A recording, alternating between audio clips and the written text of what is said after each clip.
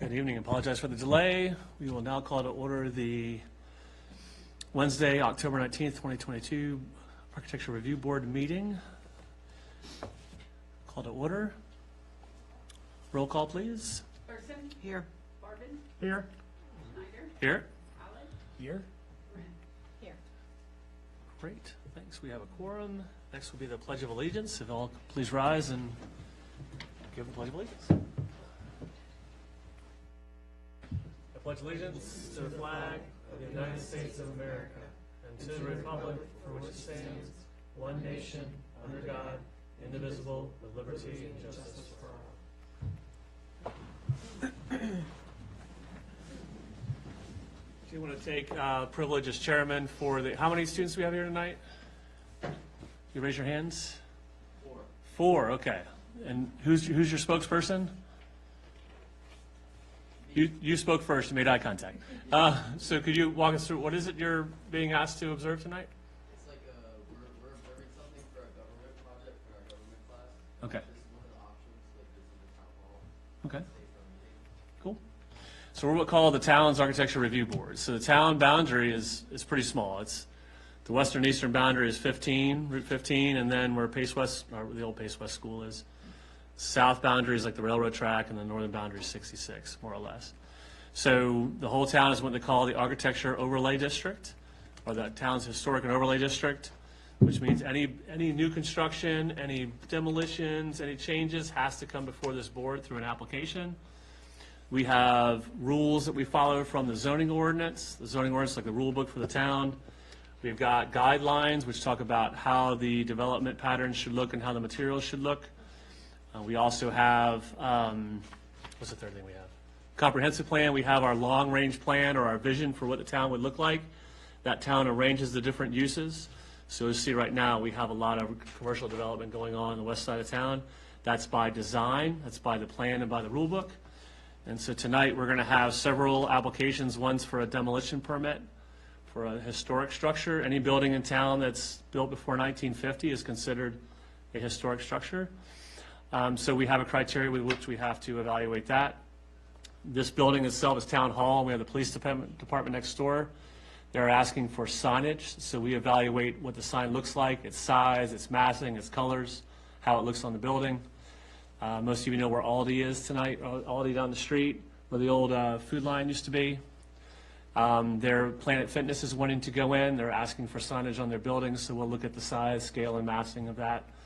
And then we have a local business in town that wants to, next to Aroma, that wants, the winery in town, that wants to put a fence, a new fence around their building, so we'll look at that. Again, the height, the materials, colors. They also want to put some signage in, we'll do the same. And then lastly, where you see a lot of the new construction downtown or the west of town, that's a retail center in front, and there's townhomes in the back, about 79 townhomes. They're wanting to come in, they got approved, all their architectural designs got approved, and they're asking to come in and change a lot of their facades and treatments. So we'll go through each of those applications individually. We'll have discussion, we'll have the applicant come and make presentations, we'll have the staff give commentary, and then we'll discuss each of those items in order. Hopefully you'll find it interesting. Hopefully you'll stay through the end of the meeting. If not, we start off with, that's fine. But you'll see online we have it on our agenda. These packets are put out about a week ahead of time so the public can take a look. So if you have any questions about what you saw tonight, you can go on our website and find all the materials we talked about. So after the Pledge of Allegiance, on our agenda, we have citizens' time. Is there any member of the public that wishes to come and speak on any item on the agenda or any other issue that the board would consider? Nope? Okay. Next, we have the minute approval, our last meeting on September 21st. We have the regular meeting minutes in the packet. Are there any questions or amendments for the packet or for the minutes? Okay. If not, is there a motion to approve the minutes? Need a first? I motion to approve the minutes for the regular scheduled meeting on September 21st, 2022. Okay. Is there a second? Second. Okay. All those in favor say aye. Aye. Any opposed? None. That motion will pass unanimously. Okay. Next up, we have 6 agenda items. The first is to take the motion to take the demolition permit off the table. Emily or Thomas, could you tee that up for us real quick? See if the motion, The motion to take the item, sort of, if you don't mind, for the benefit of those that are here, if a quick sort of 2-second explanation of what that is. yeah, so we'll be taking the demolition permit application off the table to reconsider it tonight at our meeting following a period of time that we had asked from last meeting to this meeting to have certain answers addressed and additional materials submitted. So those have been received and we're ready to reevaluate. Okay. And then we had a site visit earlier this evening at 6:30. We visited the site in question, took a tour of the structure, asked questions, generally discussed the type and style of the construction.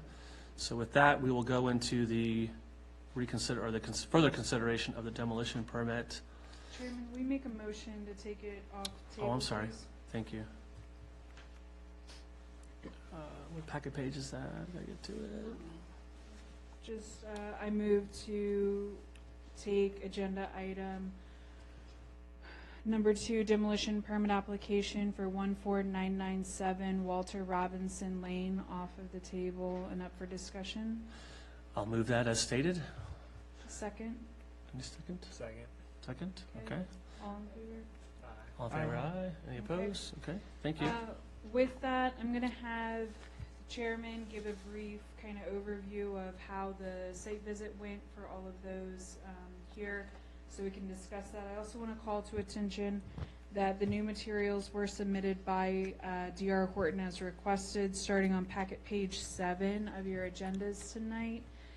This was information regarding the archaeological review and the additional information that we were requesting on the structure, its architectural durability, the structural analysis. So if there's other questions as well, we do have representatives here tonight who can answer additional questions, as well as they were on the site visit. So if we need that, we can call them up. Chairman? Okay, so at 5:30, we went and visited the site. Members from D.R. Horton were there to walk through the materials. We also had a member of the Robinson family, or 2 members of the Robinson family come and walk the site with us. It is notable that the Robinson family, the house was built in early 1902. A number of family members have lived there in houses in and around that location. There were later additions that were put on the house. We toured the inside of the building, got to see a general layout, got to see general methods of construction, and again, talked briefly about some alternatives that could be done with the facility. Typically, we would see such a request happen before the subdivision for the project was made. In this instance, there is a house currently approved to be constructed on the property that would likely conflict with this structure. And So- one note on that, to give a little background history for everyone in the audience. This project had started back in the early 2000s. There was an original site plan that was done and approved at that time in roughly 2005. They needed to come back and do some updates on the site plan itself because of shelf life and how long it was able to stay out there. So we are working through that process, but yes, again, typically you would see a demolition application come Okay. prior to the site plan. I apologize, that was not meant to be a criticism of staff, No, just no. the sort of the evolution of this It's property. almost a 20-year project, so just trying to get that out there for everybody to understand for the record. We were a number of materials that were submitted in response to our questions last month, a more detailed analysis of the structure's condition, additional photographs, documentation of the layout of the interior of the property. I would open up to the board, I guess, we have the D.R. Horton representatives here. Any other questions that we have of the materials that were submitted? Anything? No? Okay. That was, okay. Sorry, I was trying to look up something while we were going through. Okay. One of the questions was that, or one of the statements was that it was noted that the condition of the main structure wasn't fairly intact and that there was materials, or that the possibility of perhaps moving the structure. Was there any interest of the board of perhaps offering as a condition maybe a 30-day or 45-day window that it could be offered where someone wanted to come in and relocate the structure at their own cost and liability? Any interest in concerning that more? Where would they relocate? That would be their burden. So last time we did something like this, the town property, the town park, we had the 2 Lewis homes. One of them was, we developed a master plan, and one was put up for sale. I think we put it up on the town's website. We put it at some other locations.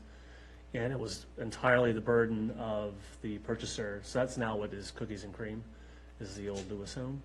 But we sold it for $1, and it was, the burden was on the purchaser to do through all the logistics. The only challenge with that is that if, you know, the applicant D.R. Horton seems to be wanting to move fairly quickly, so that would require some additional time for them to be able to assess it and move it and get it relocated. Other alternatives is just taking it down. If someone wanted to salvage it, they would have the opportunity to salvage it and just move it where they wanted to, so. But it's not the town that would be selling the house, it would be. D.R. That would be entirely upon the applicant's requirement to. Somehow that would work with, say you offer it up for 30 days for someone to either move it or salvage it, and after that 30-day period, it is free for demolition. Emily, any concerns about such a? I think the only concern there would be making sure that we're respectful of the developer's timeline. And Okay. that if that were to be the case and someone were to go in and want to do that and move it, that it's very clearly stated up front. You have X number of days to go in, take care of it, you know, what utility lines are there and how are they moving it? Mhm. You know, what needs to be truly moved and accomplished to get it out of that location. So I would just say to be respectful of the developer's timeline. Okay. Gentlemen, any concerns from the developer? Obviously, want to move quickly. Any concerns about that sort of option or requirement? Okay. So I guess I would poll the ARB again, would there be any interest in that as an option? If not, that's fine. Okay. In the packet, we have a couple of options. We can approve the demolition with conditions. I worked with Emily last month to offer some conditions which talk about the photo documentation and written documentation of the structure and its surroundings, noting that, you know, this is a historic structure by ordinance, but not a contributing structure that we list in our comprehensive plan. But these were similar conditions. This is on packet page 93, 93, whereby they would have to submit that photo, and which some of it may have already been done by the photographs that have already been submitted. And those descriptions may already fulfill that, but they would need to provide that information in soft and hard copies to the zoning administrator before it was brought down. Any questions on that, on those 2 conditions? No? See, package page 90? 93. 93, okay.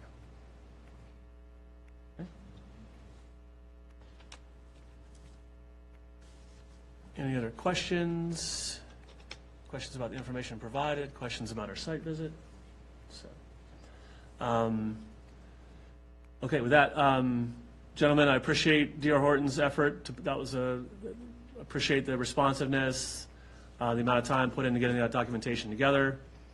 The only other thing that was brought up through the analysis was the fact that this area is part of the Manassas battlefield.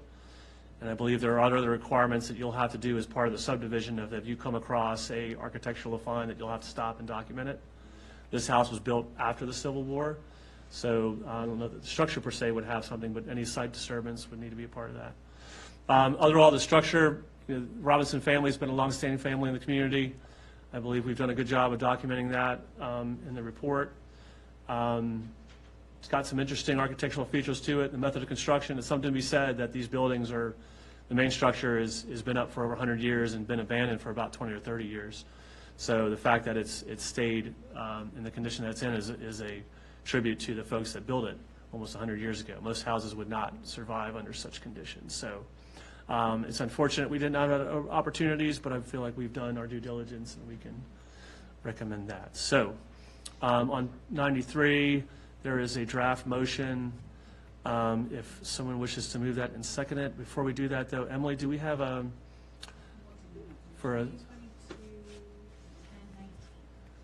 1019. okay, so you'll see that in yellow is the 20, 2022, 1019 for today's date. So would anyone like to make a motion?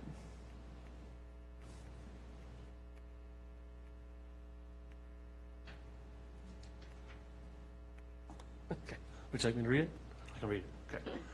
I can do it. Okay. I move that the ARB approve COA ZP 2022-1019 to demolish the single-family structure at 14997 Walter Robinson Lane, subject to the following conditions of approval and findings for approval. Okay. Do we need to read those into the record, Emily? Just, if you will, as presented on page 93, we'll make sure it's. As presented on page 93. Okay. Is there a second? Second. Second? Okay, moved and seconded. Any additional discussion? Okay, if we could have a vote on the motion, please. Thurston, Yes. Corbin, Yes. Snyder, Yes. Howard, Yes. Moran. Yes. Thank you very much, gentlemen. Mr. Robinson, Mrs. Robinson, thank you for coming out tonight. Nice to meet you. And thank you, Mr. Forgot the first names, I'm sorry. Elliot, Elliot and Joey. Joey. Okay, Elliot and Joey, thanks for coming out tonight. You're welcome to stay for this auxiliary meeting. So. We'll get you your letters out probably early next week. Thank you, guys. Have a good night.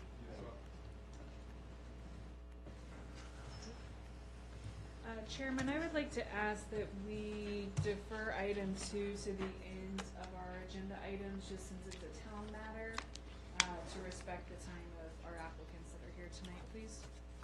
Happy to do so. Any objections to amending the order? Okay, we'll move item 3 to the end of the agenda items. Okay, next we have a sign application for Planet Fitness on Washington Street. Sir, are you here to? So I'm going to turn it over to Thomas, our Okay. town planner. Oh, I'm sorry. to Can you introduce read him off to me? this application for Planet Fitness, and then we will talk about it. Excuse me before we do that. I'm sorry. Thomas, could you introduce yourself, give a couple of quick fun facts about yourself? There you go. For the sake of the time of the meeting, should I give those fun facts, or should we move forward? Okay. For a brief introduction, I'm Thomas. I'm the new town planner, so I'll be working with those that have come here for the different architectural board, review board items. So, reintroduction to you all. Look forward to working with you. Great, thank you. Yes, sir. Staff first, or the applicant first, or, okay. Apologies, since I'm new, this is my first job out of college regarding planning, so. Go for it. We'll be nice. Good.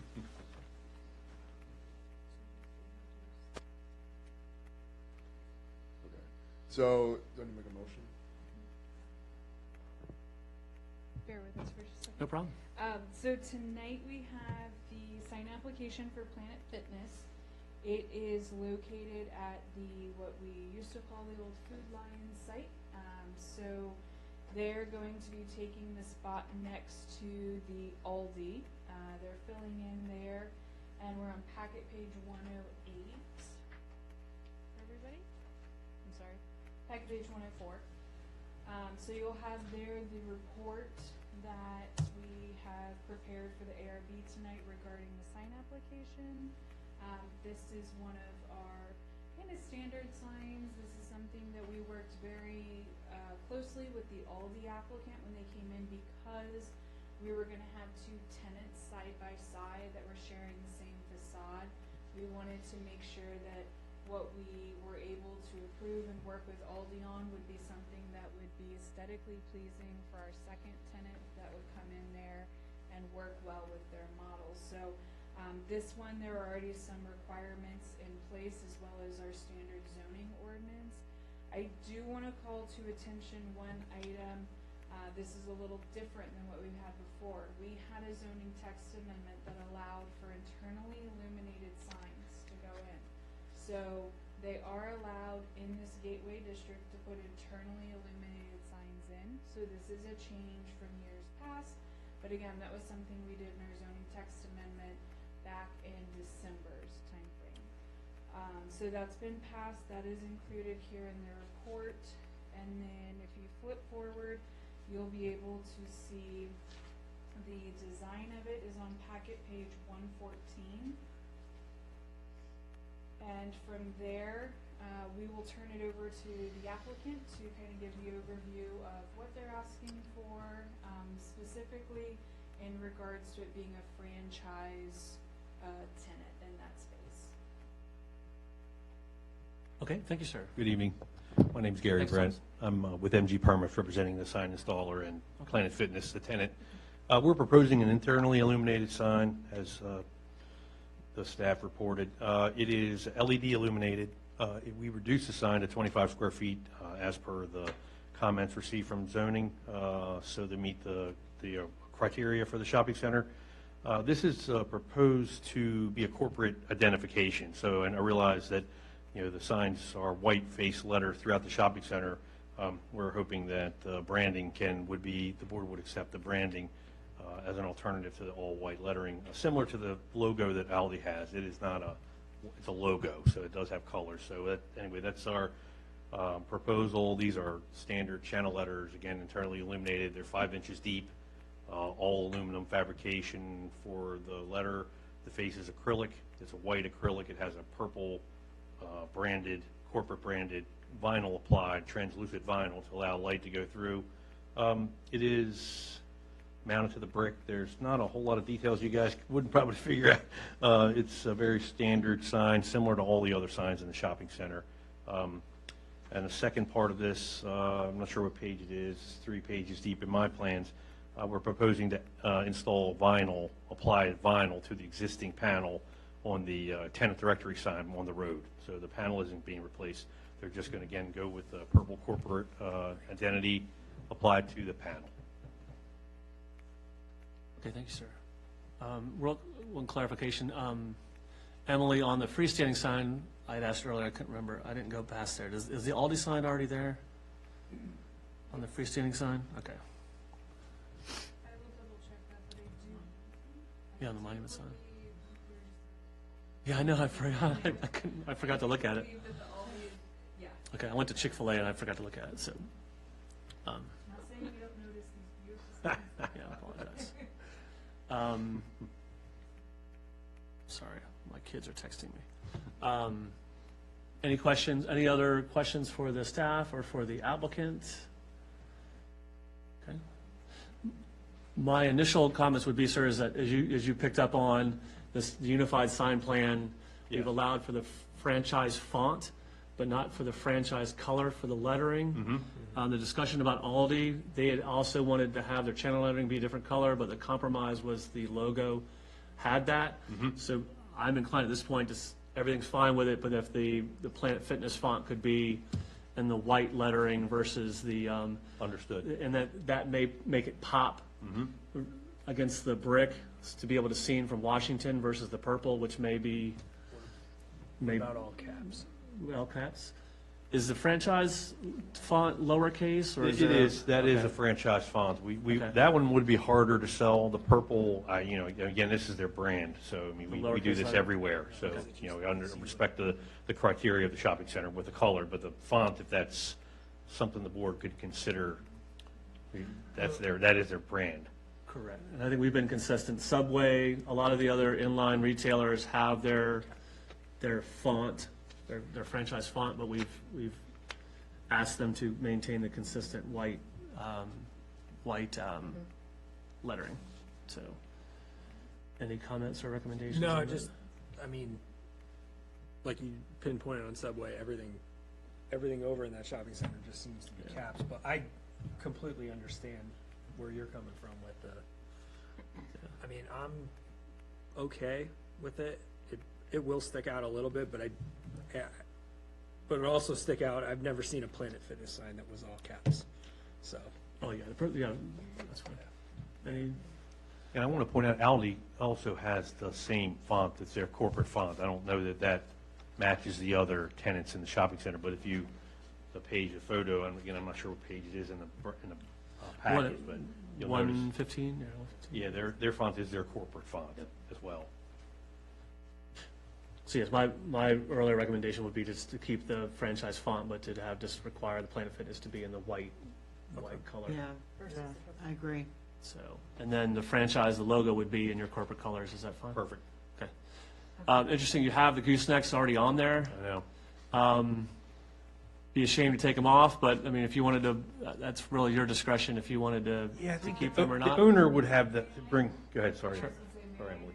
So Aldi has them already on there. That was a discussion point of the Aldi application, Oh. to go ahead and put the gooseneck in. At the time that Aldi came in, we did not allow internally illuminated, so we were trying to work closely with them for a lighting option, so people could see it at night, but then have that future long-term option of, we know this is gonna, progress forward in a modification of how you can light it. So I would recommend that if it's already there on the Aldi side, we do go ahead and require it on this side to have it look the same.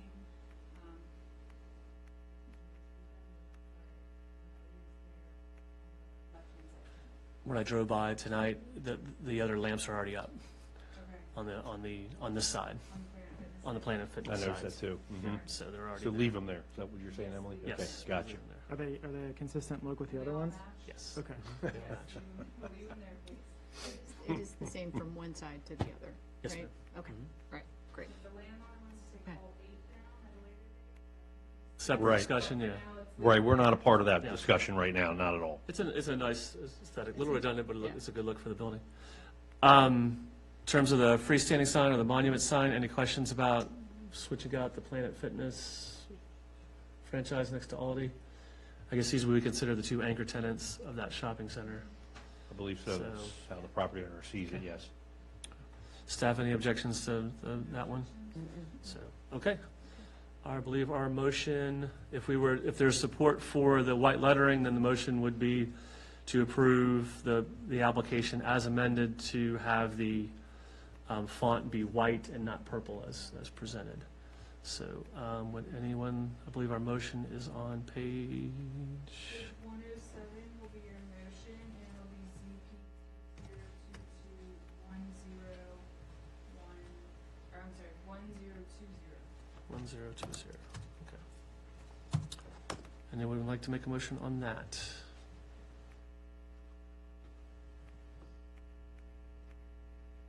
Say 107?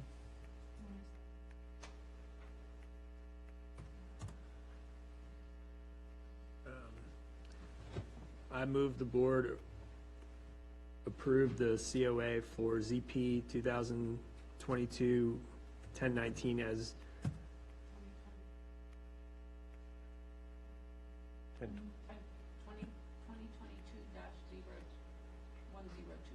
1020 as presented, with the exception of white lettering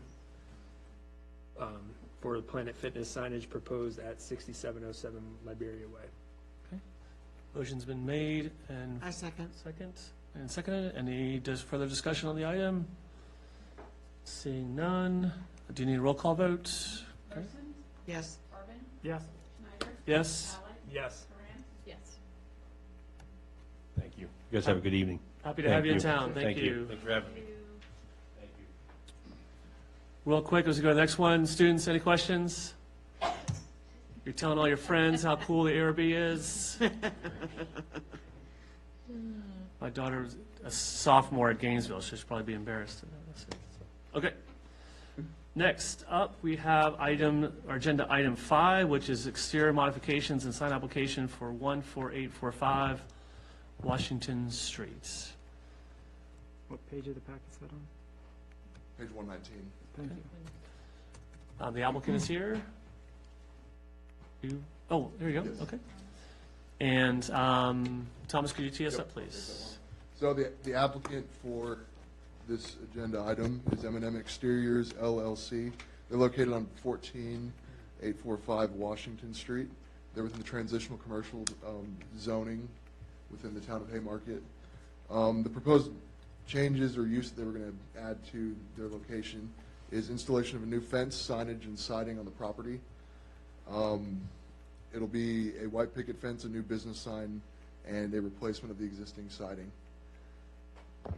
And I'll invite the applicant now to describe more of that process.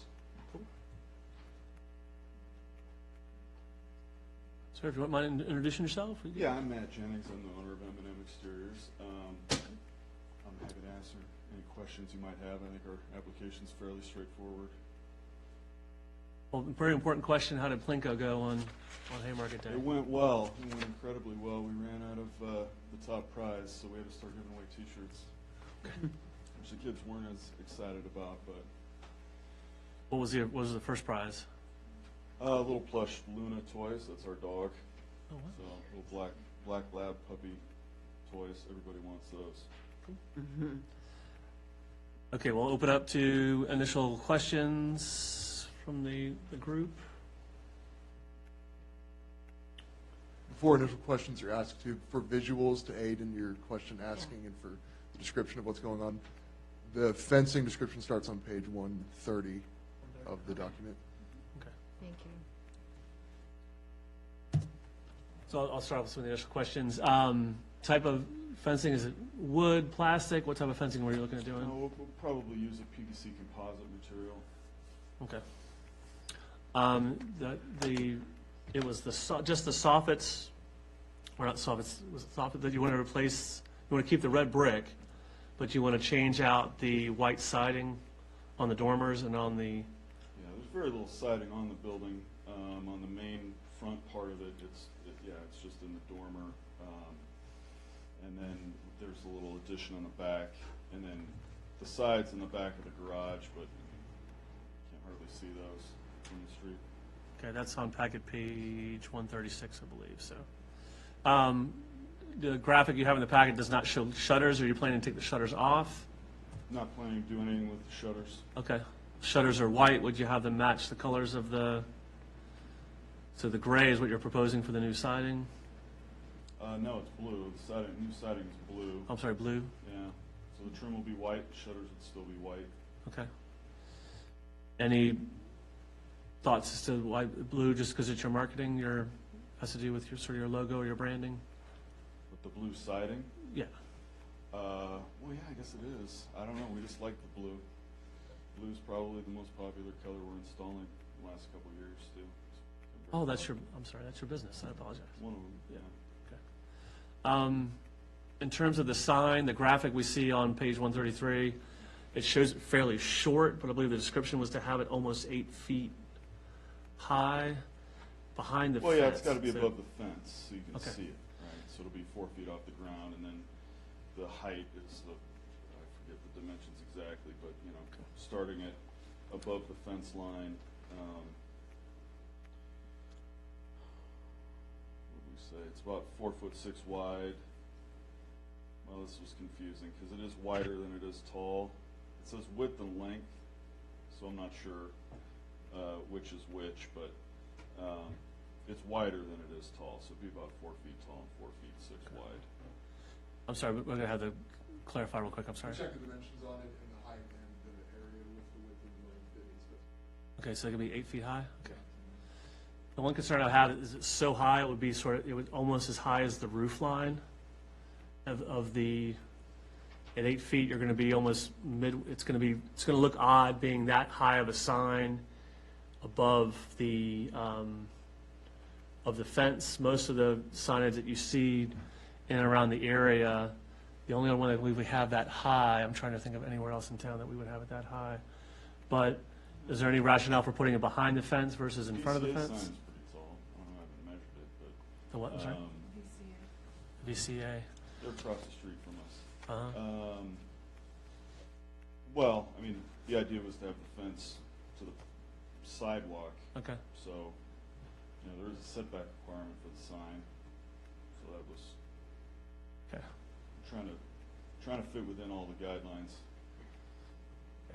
That was the concern I have is our initial concern when I looked at it is the graphic makes it look fairly low but in the thing, but when you look at it, it's Well, kind yeah, of. the graphic was intended to Yeah. demonstrate only the location, Gotcha. not the Okay. type of sign. On that too, I'm sorry, the rendering, I'm sorry we don't have it in front of you, but the rendering sort of has like a relief, so you have sort of the square, and then you have sort of the angle of the roof of your logo. Was that Yeah, like intentional? I said, the sign will be more similar to the printout that shows Okay. the Okay. dimensions of it. It will be a rectangular sign. Okay. We toyed with the idea of trying to match the roof line in our logo, but the problem is front to back, the chimneys wouldn't line up. I got So you. it would look weird. Gotcha. Couldn't figure out how to do it. Sign, is it just vinyl on metal, the sign itself, or any description of the materials? No, we intend to do a wood like a sandblasted with raised letters. With raised letters, okay. And then the columns, I guess they're 4x4s painted white, or will be coated white columns, or on the sign? Yeah, white, I don't know. Okay. I mean, we might put a PVC sleeve on them or paint them white. Either way, they'd be white to match the sign. Okay. Those are my initial questions. Any other questions from the ARB?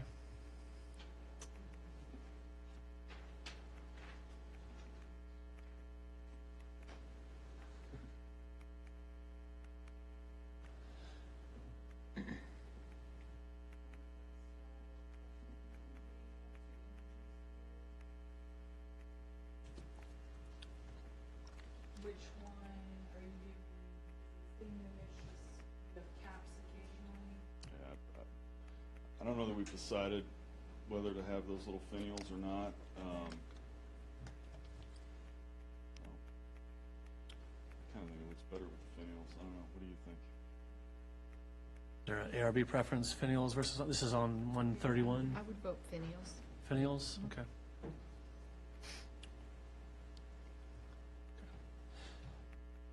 Any thoughts on the fence height? So visually say that the base of the height would almost be the top of the fence and then 4 feet above. I am concerned that the scale of that against the sort of single-story building may look, I appreciate what you're saying about VCA, but I believe that one's about 2 feet off the ground and the height's about almost 6.5 feet high. Would there be any objection would it be okay if, or would you be agree, or consider moving the fence back and having the sign in front of the fence at a lower height, similar to the way the dentist has it and VCA has it? The problem is the front yard's so small, if we were going to move the fence back that far, there would be no point really to have the fence. Okay. I guess that's another question too, with having the fence in front, where it's you just kind of want to give it was there a thinking about having a fence in front, just want to give it the residential feel, or what was the idea? Okay. I guess. I mean, it's, small town, Americana, white picket fence. Like the fence? Yeah.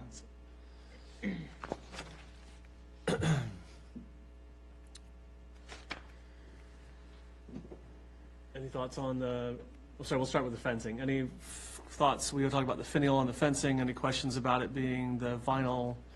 Any questions on the height, location on the property? I can see why he would not want the fence in the front. I mean, the sign in the front. Sign in the front of the fence? Yeah, I can see why. Any comments on how? I'm sorry, I have one comment on the sign here. With the approach, where you've laid out the fence, page 130 on the layout, where you've laid out the fence, there's white picket, and it's gonna come along the driveway there.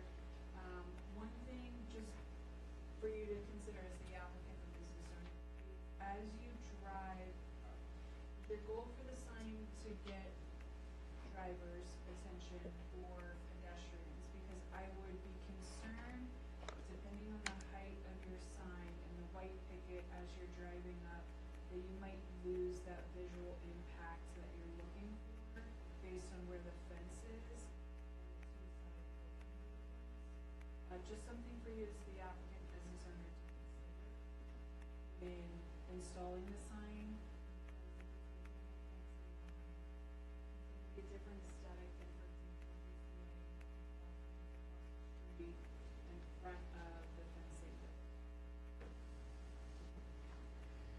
What would be the alternative then to address that?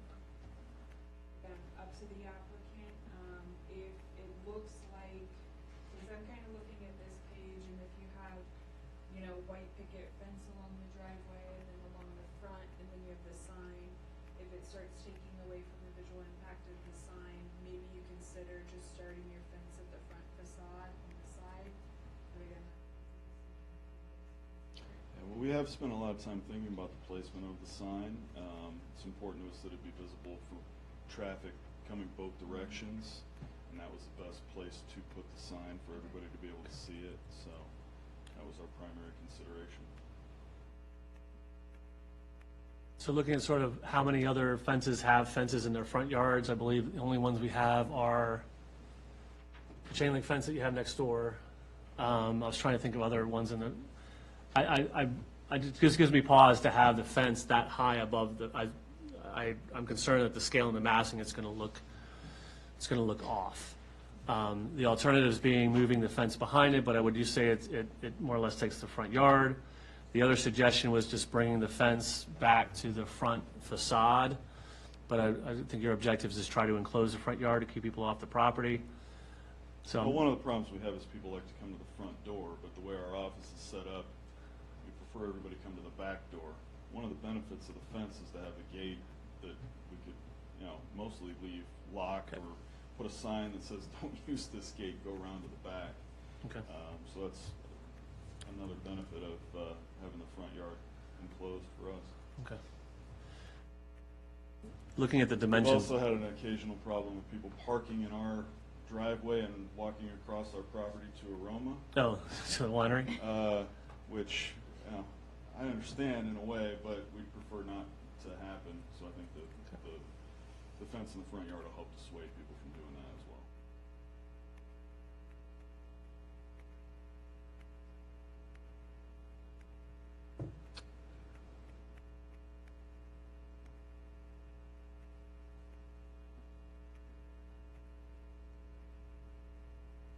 Any other comments or, I flagged the concern about the fence. Is there a generally shared concern about the sign relationship to the fence? Okay. Yeah. There's concern about Yeah. how to do that. So that's too high? Any suggestions on how to address it, either a lower height or changing the location? What would be? What's the required height? So you're allowed up to, in the district, which I didn't realize, this is in the, you're allowed up to 8 feet. Yeah, So, both the sign and the fence meet the requirements. understood, I think just we do have some discretion over the scale relationship to the main building. I'm trying to think of Roma's, is Roma's, does they have a sign? No, they only have a sign on the building. They don't have a sign out front. Well, they do have a sign out front, but it's not, doesn't say Aroma. Okay. The love sign? Okay. That's a whole different story. Okay. Any suggestions or alternatives on how to address, other than moving the fence back?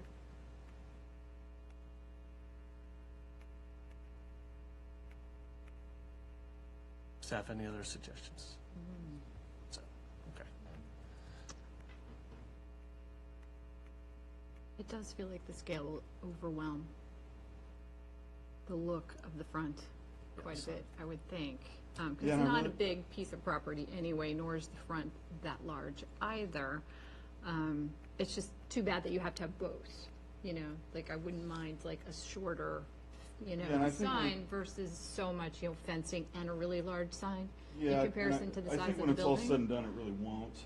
Yeah. You know, we've, like I said, and I appreciate the input, but we have spent a lot of time thinking about it ourselves. And we've even mocked up what the, you know, the size of the sign and where it would go and how it would look in the fence, of course. So I think in the end, you know, and I apologize, I didn't come with a scale drawing of how they would look together, but I think in the end, Okay. it will be tasteful. It is also in my interest to have it be tasteful. What is the width of the sign again? Do we have a width and a dimension in the packet?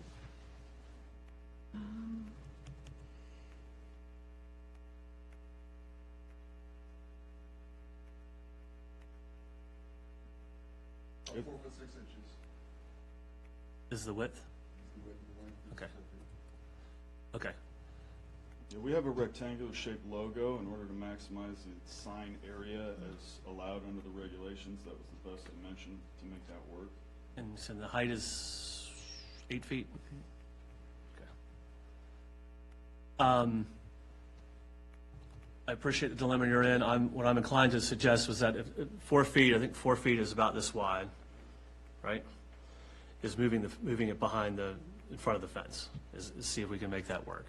I know that moves it back a little bit, but looking at the front yard, I believe that if it's that short of a width, I don't know that it'll have that much of an impact moving the fence back, but I do feel that it will look, the scale and the massing of it at that height behind the fence will create an unpleasing aesthetic, and that's no criticism to what they're trying to achieve. But my suggestion would be move the fence back. That sounds like a criticism. Okay, well, it's feedback. It's trying to be delicate here, but Well, have like it in I front. said, I mean, and it's then- important to us that it looked good also. Yeah. And then 6, you probably, and rather than going the 8 feet, which is considerably high, I believe the gutter is almost probably 9 feet, almost 9.5 feet. So that's the concern I'm having, is that high a sign in relationship to the front of the roof line of the house is going to be out of scale. So my suggestion or my inclination is to say, keep the fence, move it back behind the sign, have the sign out front, keep the dimensions that you want, the materials that you want, but cap it at, I believe the Healthy Paws is probably 6.5 feet. Does that ring a bell? 6 or 6.5 feet? Without I'm sorry. measuring Okay, well, inside. probably at 6 feet. Have you work with the zoning administrator to figure out how that works? If you can fit it within that height dimension at that, so that way it'll be about 2.5 feet off the ground, because do we have I'm trying to find the dimensions of the sign itself. Yeah, I guess I'm a little confused. I mean, the published sign regulations say that you can go up to 8 feet. Correct. But if, as a practical matter, that isn't the case, then why do the regulations say that you can't? So Go ahead. the way it works is we have our zoning ordinance, which has your sign regulations within that, and you can go up to a certain standard, so that's that 18 square feet, and you're 8 foot in height. But then the Architectural Review Board has discretion over general layout designs, the colors, the aesthetic, how it incorporates into the historic district, which the town of Haymarket is an entire historic overlay district. So for instance, Piedmont Tire and Auto, the sign they have in front of theirs could have been 10 feet high. The regulations that are in the I-1 district, at the time that was approved, it could have been that high. But I think we would all agree that that size of sign, 10 feet in height, would probably be out of scale and massing. So, Well, I might make a suggestion that if the town feels that way, maybe they should change the regulations to be more in line with that feeling. so it has, I think, it has to, understood, it has to do with the building too, that if we were having this sign in front of Planet Fitness, it'd probably be a different, that shopping center will probably be different than a residential structure. So I hear your frustration, but part of it is looking at each building individually and having this being a residential structure, having a sign at that height. Well, it's not a residential structure, it's formally a residential structure. I'm sorry, residential architecture is I guess what I'm saying, I might correct the term. So, okay. Before I make a suggestion on this one, let's reiterate the fence materials with the finials, no issues with the materials being vinyl or equivalent material, okay. Any concerns about, or any suggestions about the siding? It would be a hardy plank, is what you're looking at, like a cementitious siding? No, it's actually LP, which is another composite type of a product. Okay. It is a plank style Okay. siding. Any concerns or objections to the, I'm sorry, not concerns or objections, wrong term. Any suggestions or alternatives to the siding replacement? Okay, that would be the blue with the white on the trim would stay white, and then that does not have the shutters on it, but the shutters would stay white. Okay? And the last one, the suggestion I would make is that the sign be allowed, that the sign would be placed in front of the fence adjacent to the sidewalk, but then it be limited to a height of 6.5 feet, Can you describe how or how 6 you're feet. picturing that? So the Relationship of the fence and the sign? so that you would, right now, the fence is coming all the way up to the sidewalk. And you were gonna put the sign right behind it, that you simply How move. close can the sign be to the sidewalk? I believe almost all the way to the sidewalk, but can't block the, Can't be within the right of way. can't be within the right of way or block the sight distance when you're coming out of your driveway. So if someone's coming out of your driveway, they need to be sure they can see either way. So, actually, I was gonna say, I'm sorry, I said 6.5 feet. I was gonna recommend 6 feet in height. Any objections to that suggestion or recommendation? So, okay. Any other comments on that? And I'll, since I made that complicated motion, I can take a stab at that. Okay. Emily, is there a motion in the packet? 125, you'll need to add to it your conditions. Okay. Strike as presented, please, and then add your conditions.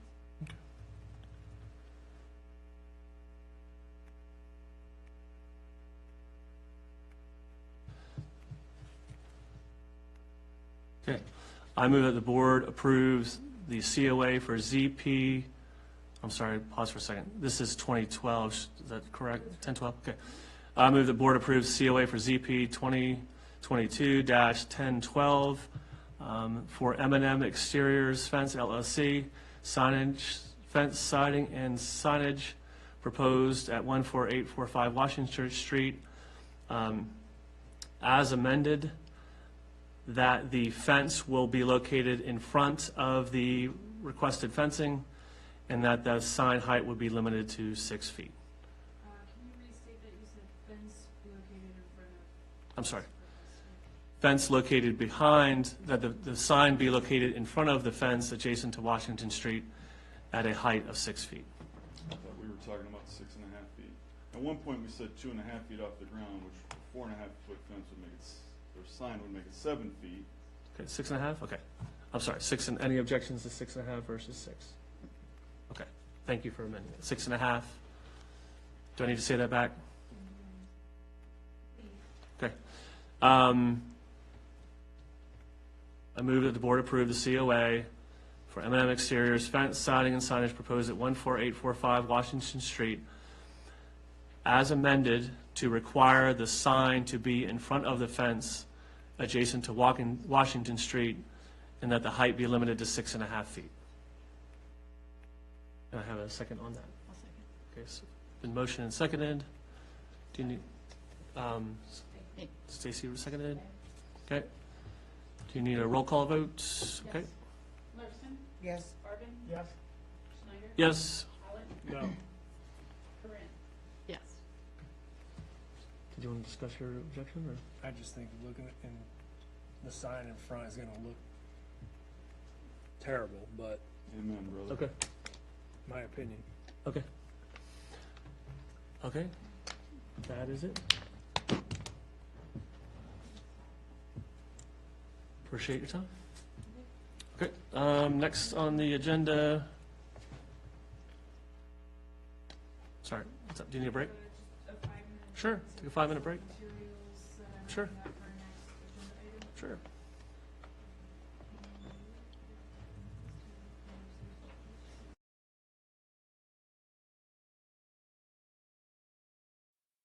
Good evening. We are back in session. Next item is Crossroads Village Center, Pulte Townhouse redesign. Thomas, I am sorry, my kids keep texting me.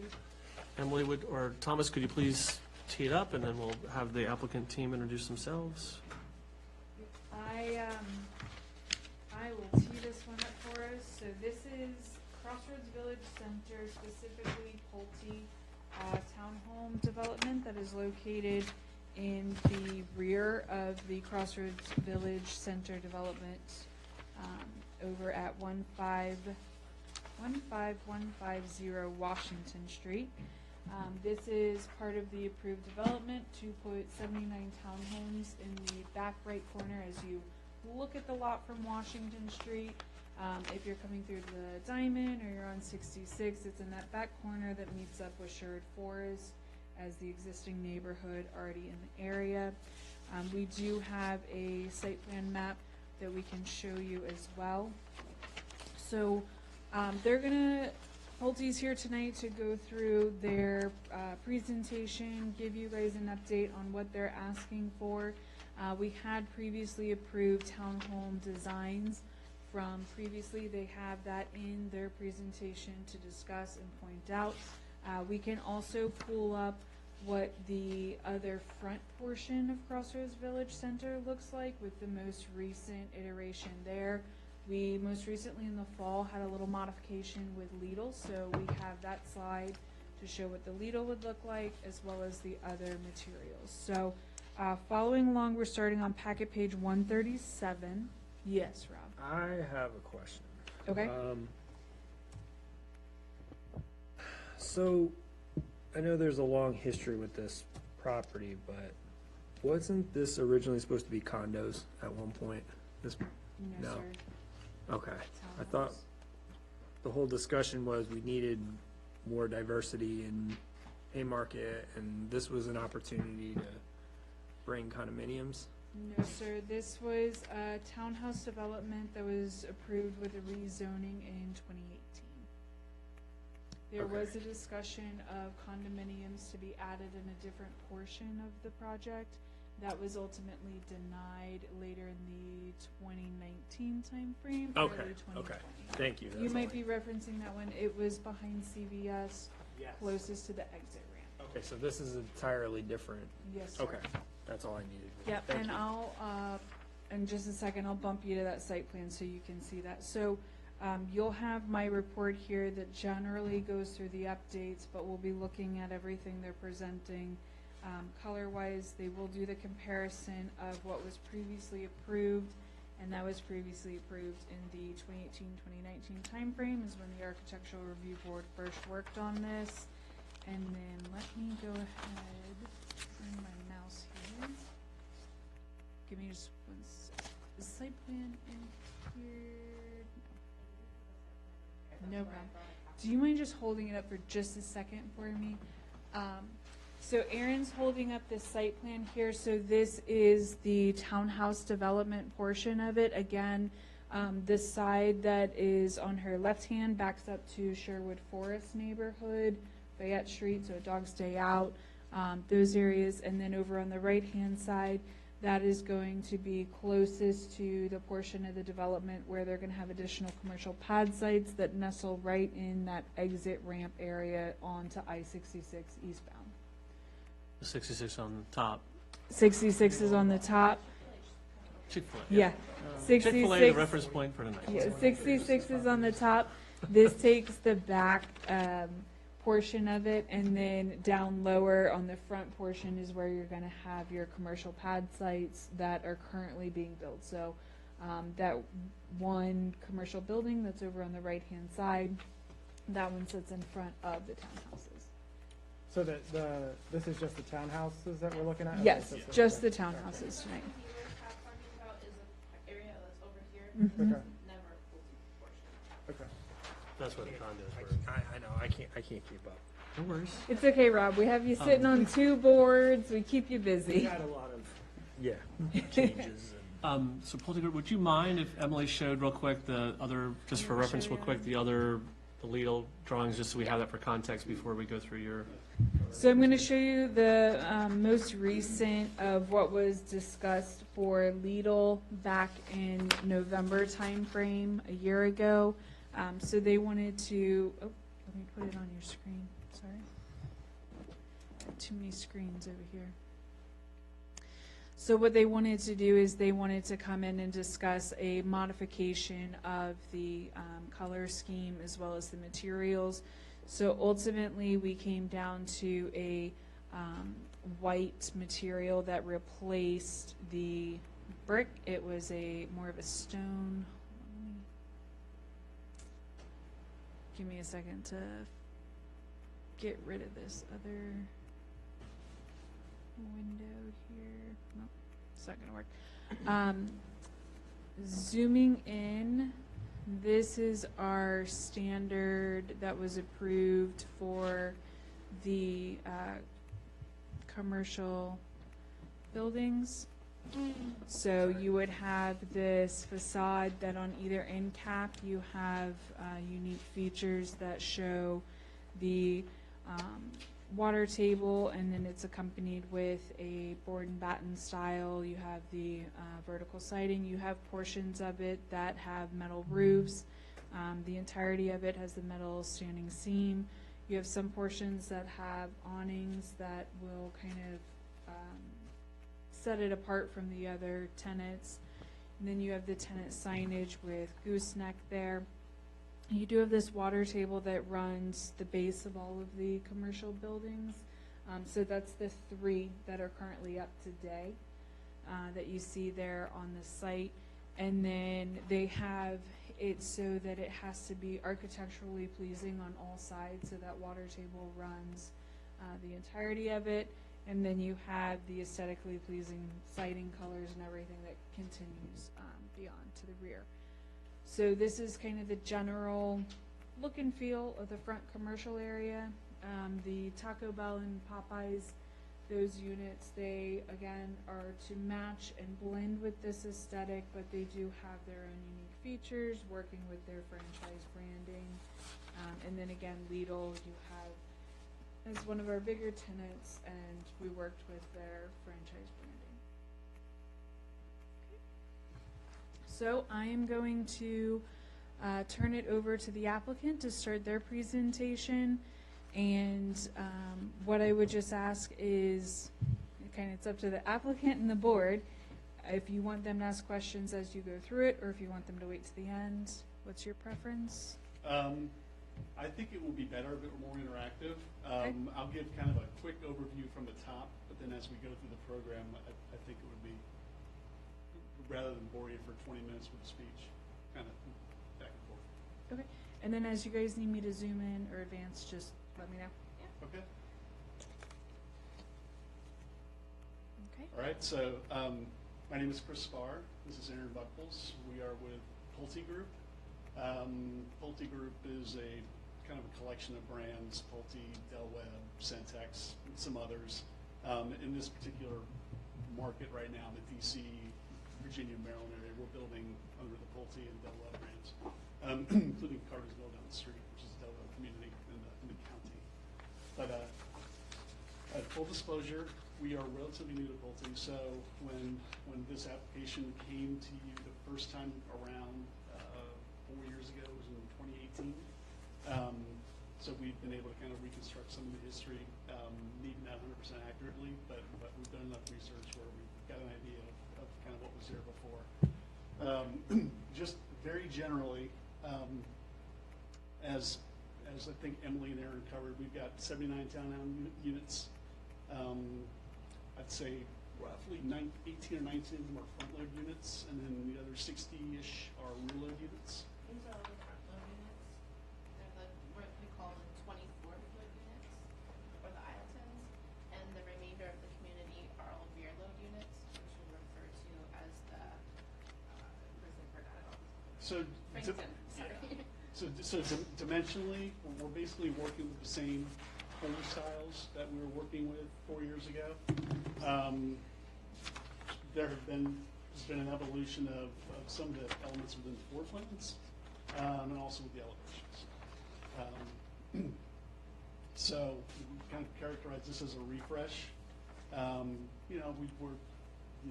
We constantly kind of update our product as we go year by year, just to kind of keep up with market preference, market taste, trial and error, all of those things.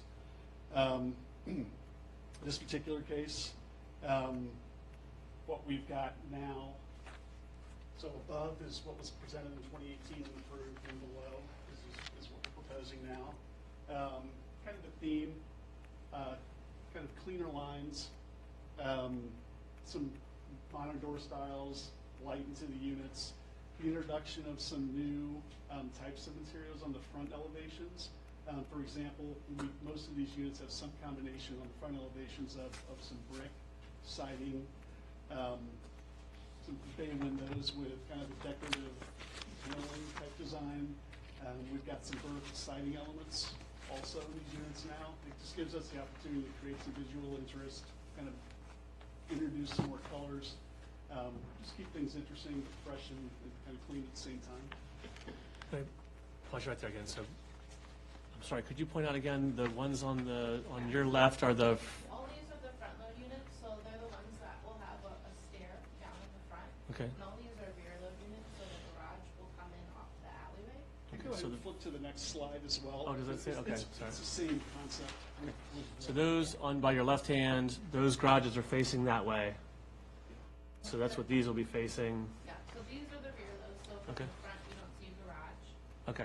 and then the front loads from the front you see a garage. So the ones on this stick are front load, the rest are rear load, and rear load means they'll come from the alley, so they'll face, so you'll have one section with a garage in the back facing a stick with a garage in the front. Okay, I got So you. you just designate where you come into your garage. Gotcha, okay. Okay, so basically, and it's actually a bigger picture, I'm glad you're going down this road. So Jackson Square Lane kind of encircles the residential section. We've got rear load units that face the front, and rear load units that face Jackson Square here. These two pairs of two rear load buildings, the garages empty out into the alleys, but the fronts kind of face each other in kind of a landscape muse Okay. type design. So through the center here, we don't have an additional street, it's just kind of a pedestrian walkway with the front doors kind of facing each other. Gotcha. And then just kind of a mathematical function, we had a fifth row of units over here. And we did those as front loads just to maintain a streetscape where we've got front doors facing the street, front doors facing the street. So you don't have front doors looking at garages. of Okay. neighbors. So Great, thank you. That's kind of that's the reason for the front loads here, and then these are all rear load units. Awesome. Thank you for the clarification. And that was in the first iteration as well. Right. So nothing's changed with the site plan, materially speaking. And then can I ask another Yep. question? I was the only one that was here with the previous application, so.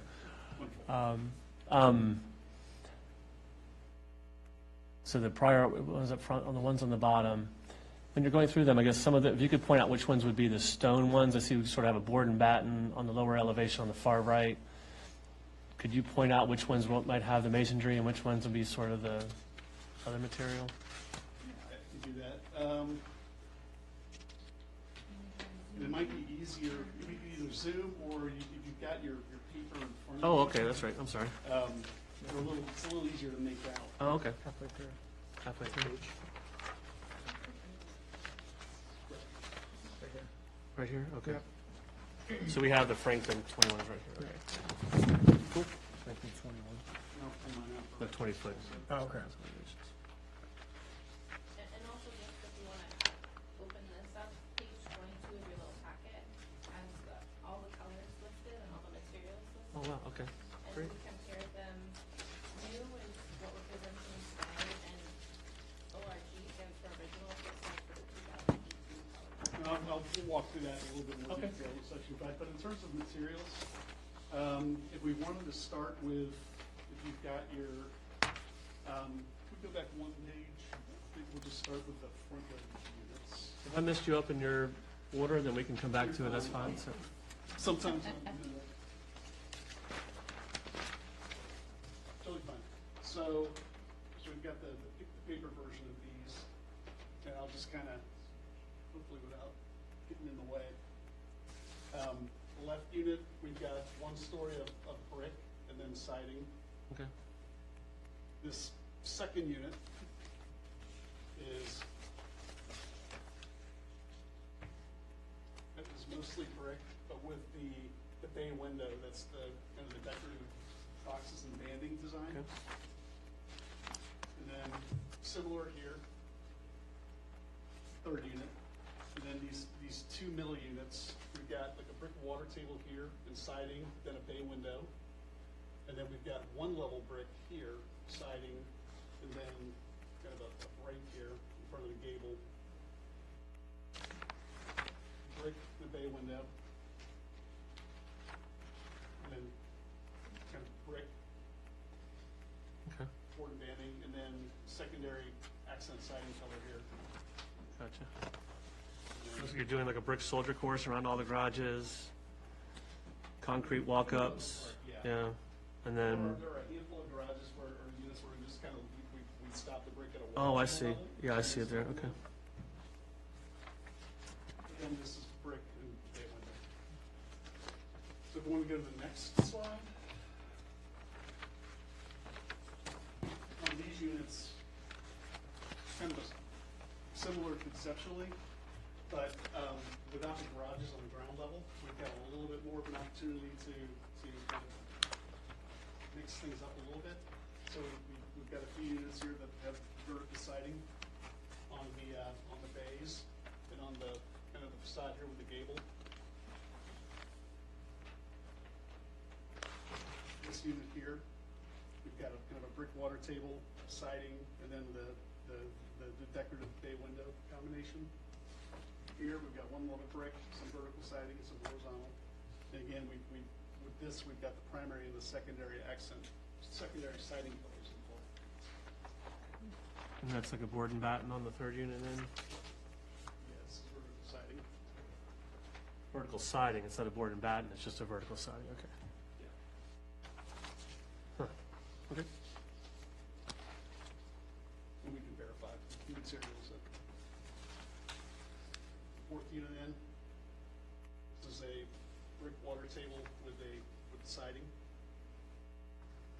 The fifth unit in, one level brick, decorative bay window and siding. And then one level brick, vertical and horizontal siding.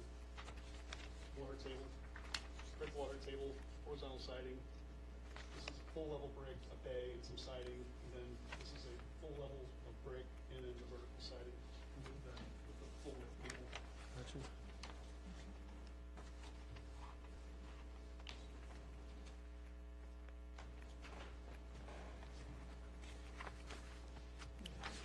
Any comments on this one? I have a couple of initial comments. So, as you'll notice on the upper level elevation, the one on the right where it shows the end, that was a lot of discussion about breaking up that, because those were the sides that were either facing Washington Street or they were facing the ramp, as you can see there. And so you'll see they had sort of the, my architecture is off tonight, the lighter color near the peak of the roof. Basically, you're breaking up the siding. Correct, and so that was sort of the, gable. exactly. So in some of the units, like on the bottom elevation, far right unit, you know, if there's an opportunity to take that water table or that brick that comes up and wrap it around, that was the goal back then, was to how do you break up or have three-sided architecture on the end units facing out of the development, not the internal ones, so you have the internal ones that face each other, but those that are on the north and south sides of that. Was there any? Yeah, there's a slide in your packet that's noted as the high visibility Okay. exhibit. And there's, I believe, 5 units, and they're all the ones that come to the retail, so they'll all be the ones 1, 13, 1, 24, 25, 60, and then 61, all Okay. have water table along the bottom, and that is considered our high visibility accent, I think, to meet your request. It's still a lot of one single surface. So I think, I mean, I'll grant you, the difference I see is really the treatment up here.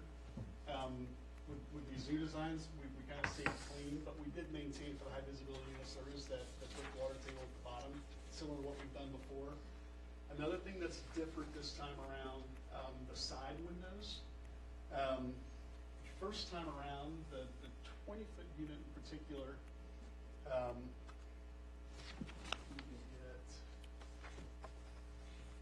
if we go back one slide, please, I want to get the 24s as well. So the first time around, we had, the way our floor plan's laid out, we were kind of trying to grab windows where we could get them in some scenarios, which is where you landed here. The high visibility elevations that were created, at least for the front load units, they were able to kind of achieve some balance, but what is this window, and I think this window, those actually weren't windows, those were panels, kind of placed there to, you know, in a spot where for a balanced kind of window layout might be, with like 3 punch-in windows. With these plans this time around, we've been able to kind of pick the spots, move some stuff around within the floor plans, where we've got 5 actual windows. The only reason we don't have a window here, and we don't have a window here, and I think the same thing is true for the 20s, is in all cases, this is the kitchen wall with the cabinets, and the microwave and everything else, so not a window there, but these are all functioning windows. Would there be an opportunity in the revised ones to do something similar where near the peak that you had that relief or that different color or have that banding? That's an option we can do up here. Okay. It's basically, we would lean on all of these color schemes, and we'll get into those in a minute, have a primary and an accent siding color designated. It's a scenario where we'd use the accent color for the peak, for the gable So area. to me, that would be my initial suggestion, just sort of continuing that theme with the end units, having either the 3-sided architecture or having that. I'll leave it to you guys to know how, we don't want it to look odd, but it's something that sort of naturally breaks up that through, either it's faux windows, and faux windows have the opportunity to do that, when there's sort of like the shutters are closed. If there's other tools in your toolbox that can be used to sort of break up that end cap. There is some vegetation, I would say, between the retail center and the units to break up the scale and massing of the buildings overall. Any thoughts on breaking up the end units? Just chopping them completely, or? Not chopping them, but just, so see how the ones on the bottom, let's step off the guys real quick, borrow your pen. These were the 2018 units, and these are The idea was being, if you're standing on Washington Street looking at the end units, you're gonna be blocked by a majority of some of the retail buildings. But for those that you see if you're driving through, the idea up here was that you got the water table, you have some of the windows, you have the, Vision ledge is what we call it. okay, there you go. the construction guys call it Yeah, vision yeah. ledges. But the idea is, if you look at this versus that, you have this sort of large blank wall versus here where you have sort of breaking it up. They do have the water table here, though. So some folks I've seen before where they'll have other windows like these, they won't be see-through, they'll be like they'll have, the shutters are over them. Right. Like they're closed, you'll see it on some of the designs. Something like that just sort of breaks it up, so when you're looking at it, it doesn't look like this large blank wall. So, but doing that has a lot to do, it's a cost, I realize. Well, there's But I think if we do what we're talking about, it'll look a lot like that, Okay. like that particular unit there. Any other Is- feedback on that? Is there a rendering kind of showing how this looks in context with the rest of the site plan, or is that? We don't have a rendering that, kind of one of those 3D deals that shows everything now. Okay. Do we have like an overall? I don't have an overall rendering of the community. So we have the renderings that I have available right now are what we provided. So Okay. it shows you the front, side, and back of each unit, so you can kind of get a feel for how they. Yeah, but I think, sometimes just kind of even, plopping it down, right, in the site plan and with the other things, because you have, the aesthetics of the individual building, right, but then in context with the whole site, I think is helpful too, because I understand Marshawn's point about, it just being a big blank wall, but depending on how the other buildings fit around it, because I know what the buildings look like, right, because you're showing it to me, but I don't know how it relates to the other ones. See the location of the overall site plan, because I can pull that up. Is that what you're asking? Yeah, that might help. Well, because I think even like the height differentials too, right? Because the retail spaces in front could mask some of that and break it up too. Give me a second to pull it, I'll pull it up. Okay. And I'll just show you visually too. So these are the units that we're going to be talking about, these bottom ones. Okay. And this road that comes through here, Oh, so that that they're, separates up right between the retail. The retail is beneath this, and then there's a road that divides in between the. okay, so it literally But will I be, think if you have the. Do you guys want me to pull up the hard plan real quick, and then you guys can come down and look at it, and I can. sure. Basically, I just got the projector up for just a second. So that's what I was talking about earlier, that there's landscaping in the, sort of along the edges, or the end of the sticks, I guess, for lack of a better term.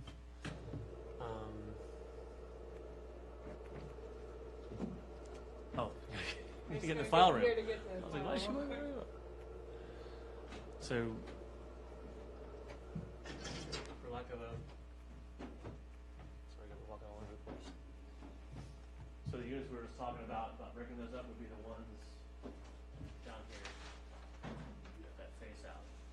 Right, but there's, it sounds like there's a road that runs Yep. parallel to that, and then you have the commercial space, and then you have Washington Street. So it's not, I'm just trying to like put it all in context, it's Not gonna be See it blocking from much of this- it. okay. You're gonna see, the townhouses are taller, Oh, so you're gonna see the higher elevation of the townhouses versus the lower ones. Right. So that's where that detail above might help sort of breaking this up a little bit. Yep. So- Sorry, I stole your pencil. No, it's okay. So the road is gonna be more elevated, that, The road sort of curves, so you Yeah. see, when you're in the, have you guys driven by recently? no, I don't know, Okay. I haven't been paying attention. Okay. The lights are up. Yeah, I It's saw gone that. far already. But when you look in, you'll see the road curves. If you're standing on Washington, it curves back behind Chick-fil-A. The Lidl will be on the left, and then the two fast food will be up front. Okay. And those two retail buildings are there, and then the road curves back behind CVS, but then there's a road that separates the retail from the rest of the townhomes. So, So it's not like the townhomes are right behind the. No. yeah, they're probably about a 75-foot to 100-foot separation between the back of the. So they almost look like their own separate entity. They do. It's just, again, Yeah, okay. Sorry, I like visuals. no. No, I do Don't be too. sorry at I do all. too. I talk too much, so I like you when you guys talk. Come on down. Thomas is gonna come on Oh, down. or is he coming up? Or he's coming up. Hey, Right. hello, Vanna. What we have here is you have the back townhouses are in this area. Okay. That's what is zoomed in here Yep, that they've yep. shown us. And you have Sherwood Forest for your bearings that matches up here. So then in the front, the two buildings you guys have seen put up already in person when you drive by are these two front Mhm. right ones. And there is a road, I'll have Thomas walk up close to you guys. There's a road that goes between there and then the end units like this that we're talking about. Those end units also have a yard space and additional buffer areas that go there. And I can flip to the landscape plan. Students, do you want to come up and see? And just You're welcome to come look if you want. So, sorry. Yeah. You still with it? In front of the two buildings that you guys currently see up today as you drive by, you have the Taco Bell site closest to Giuseppe's. You have the Popeyes site that is closest to the boulevard that's already been cut in. That's where that new light's gonna go. Then on the right-hand side, as you look at it, to the right of the boulevard, you've seen the third building that just started construction. That's up in the front area. And then right behind that, off to the side, nestled beside Chick-fil-A's parking lot, is gonna be where your legal is. Then in your back corner, you have other pad sites here. That's for other commercial use. But again, you'll have some buffering between townhomes and those pad sites. Okay, so it's concerns on Washington Street, on the interior street, and as well as the ramp getting onto 66. Yep, I'll flip to the landscape page, that's the pretty page, that's kind of a little bit easier for everybody to see. And I'll have Thomas walk it up and show you guys.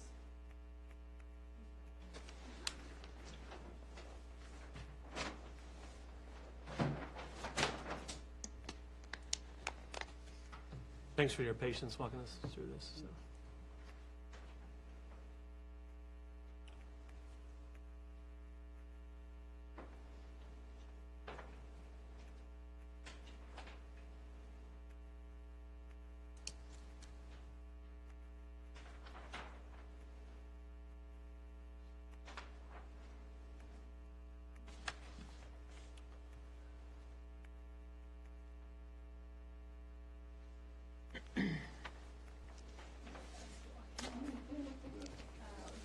It's Arms Day, Thomas. It's Arms Day.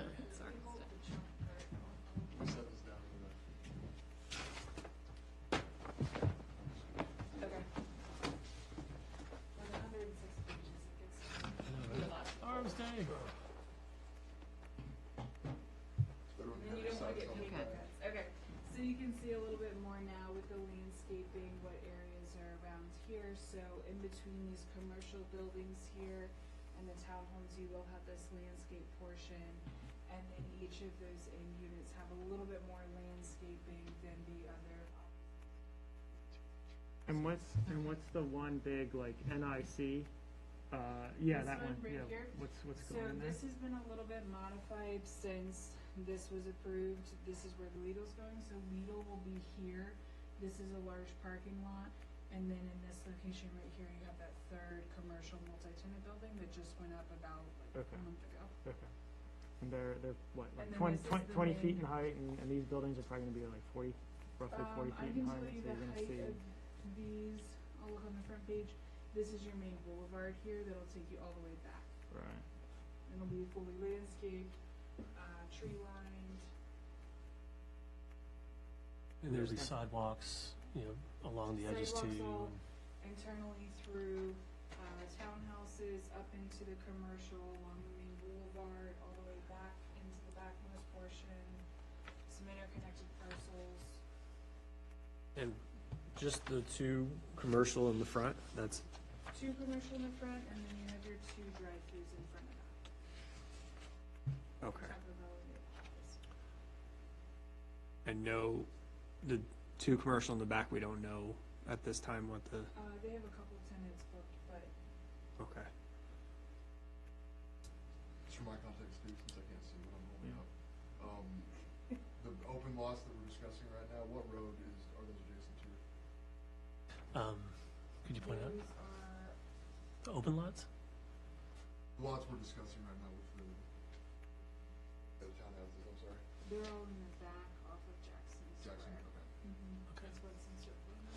So we talked earlier, there's going to be, so in total, I think those townhomes are going to be about 400, 500 feet off Washington, and they look like 75 to 80 feet from the back of Building A and Building B. That's what I was gonna say. And then the other ones are set back even farther. So that may offset some of the height being that far away from the road. You may reduce some of the visibility. And I'll look up the building height on these. Anything else on this? No, thank you. Anybody, I'm sorry, anybody else? Sorry, I made you dig in the closet. No, it's good context. Sorry, sir, we interrupted your chi there. What else? Your flow. Just fine, 'cause I'm used to this. Like, fifth grader and seventh grader, so. If we could get I see I'm like working on it. Presentation went to sleep. That's kind of an overview. We just want to kind of flip through.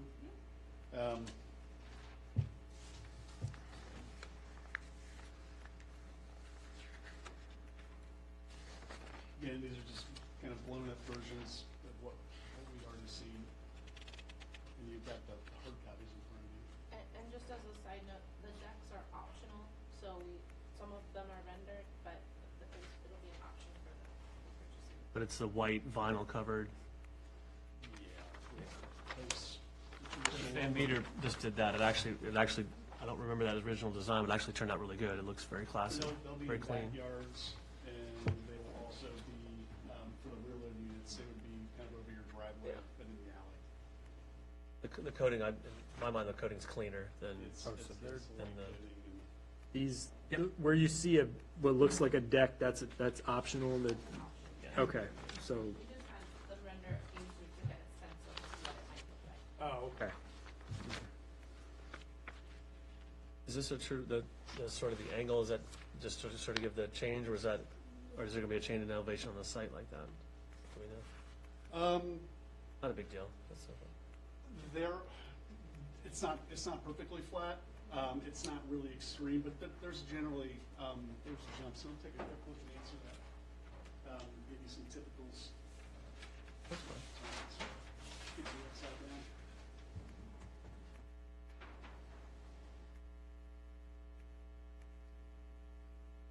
That's fine. So there'll be a subtle change. So we'll have a subtle change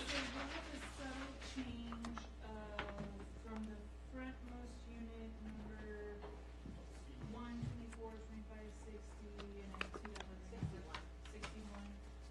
From those all the way to the back near 66, you'll have the difference of about 6 to 7 feet across the entirety of it, That, Thanks. at the maximum. height gain or height loss? Loss. Lower as it gets to 66. Okay. And truly over each unit is really minimal.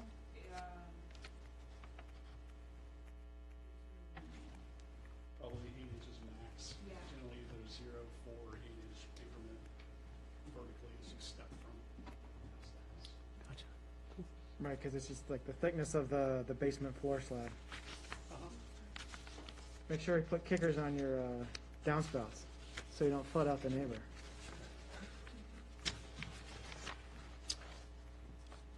Any other Oh, details sorry. you wish to show?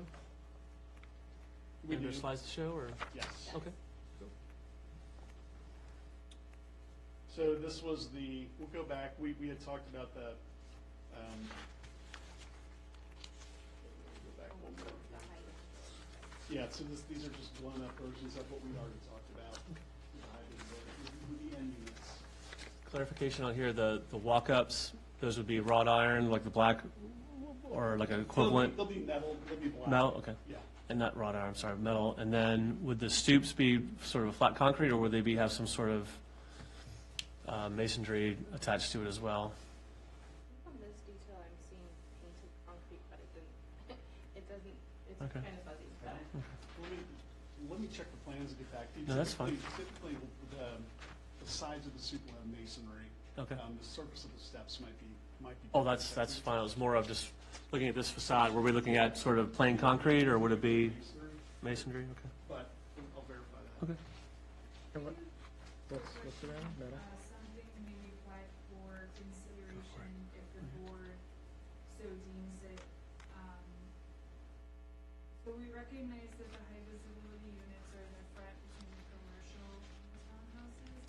I would also like the board to consider, and if Pulte would consider, that the backmost units be high visibility. And I say that in the sense that, as you kind of now enter town off of 66, it's so prominent, it's right there, you see it now, it's like approximately not based on wall, there's just gonna be vegetation.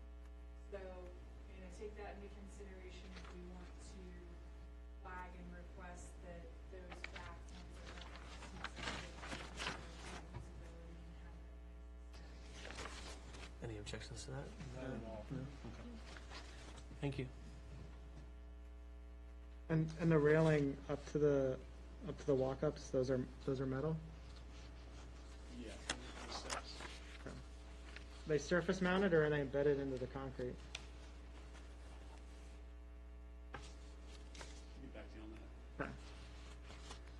I should have qualified, we work for the land planning and entitlements team, so we know a lot about our architecture, but there are certain details that we'll lean on our I mean, folks to get the right answer for. In my experience, the embedded ones will always end up blowing out and have corrosion, so it's better to have surface mounted.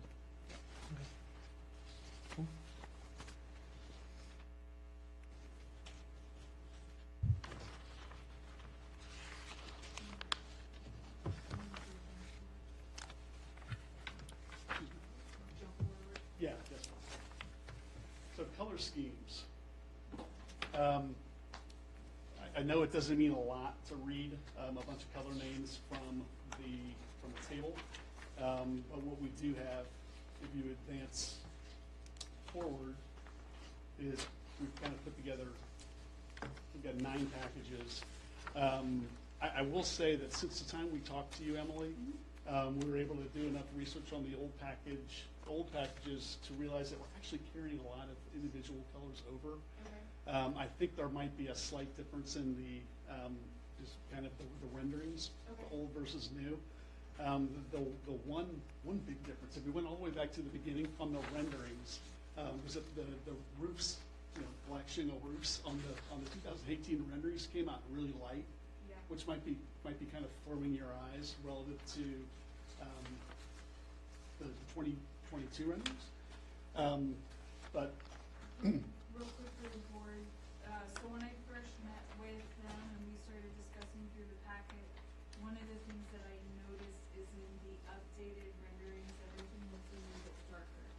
And so that's what he's kind of drawing at, is when you look at that old rendering, not only is the roof very different and it looks lighter, maybe they had sun hitting it, who knows, but it just aesthetically, it came across as a much darker schematic, so that was something I wanted them to be able to address with the board on what were the true colors. I'm sure technology just in 30 years has changed to allow us to do better things and show better colors.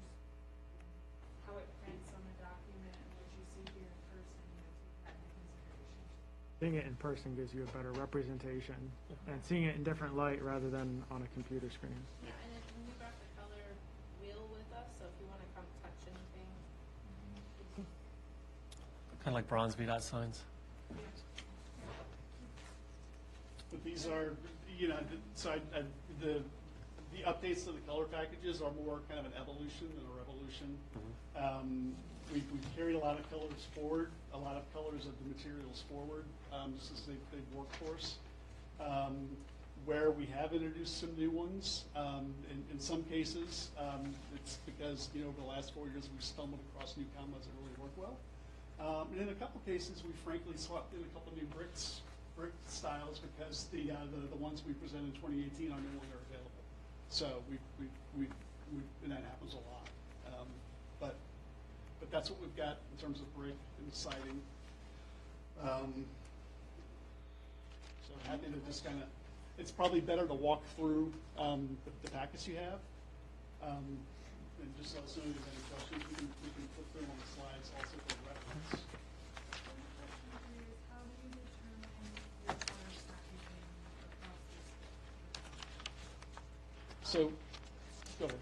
I was gonna say our marketing team pays a lot of attention to the coloring, so, they kind of put together these packages, and then we build out, a stick layout, and they'll vary the elevations among them, so that you don't have two that look too similar next to each other.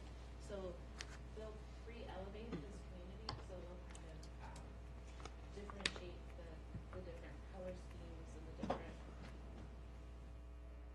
ahead of time. So owners aren't going in and saying, I want this one, and then we have 5 of the same. So they're gonna pre-elevate this community to We lock ensure them that in and we're then sell them. So, and it's, we don't do 2 of the same elevations side by side. We don't do 2 of the same color packages side by side. We vary them as we go down the line. Now, you might have, in a building with 8 townhouses, you might see one particular color package here and there, but not side by side. This is very similar to what Walter Robertson project, right? Very similar.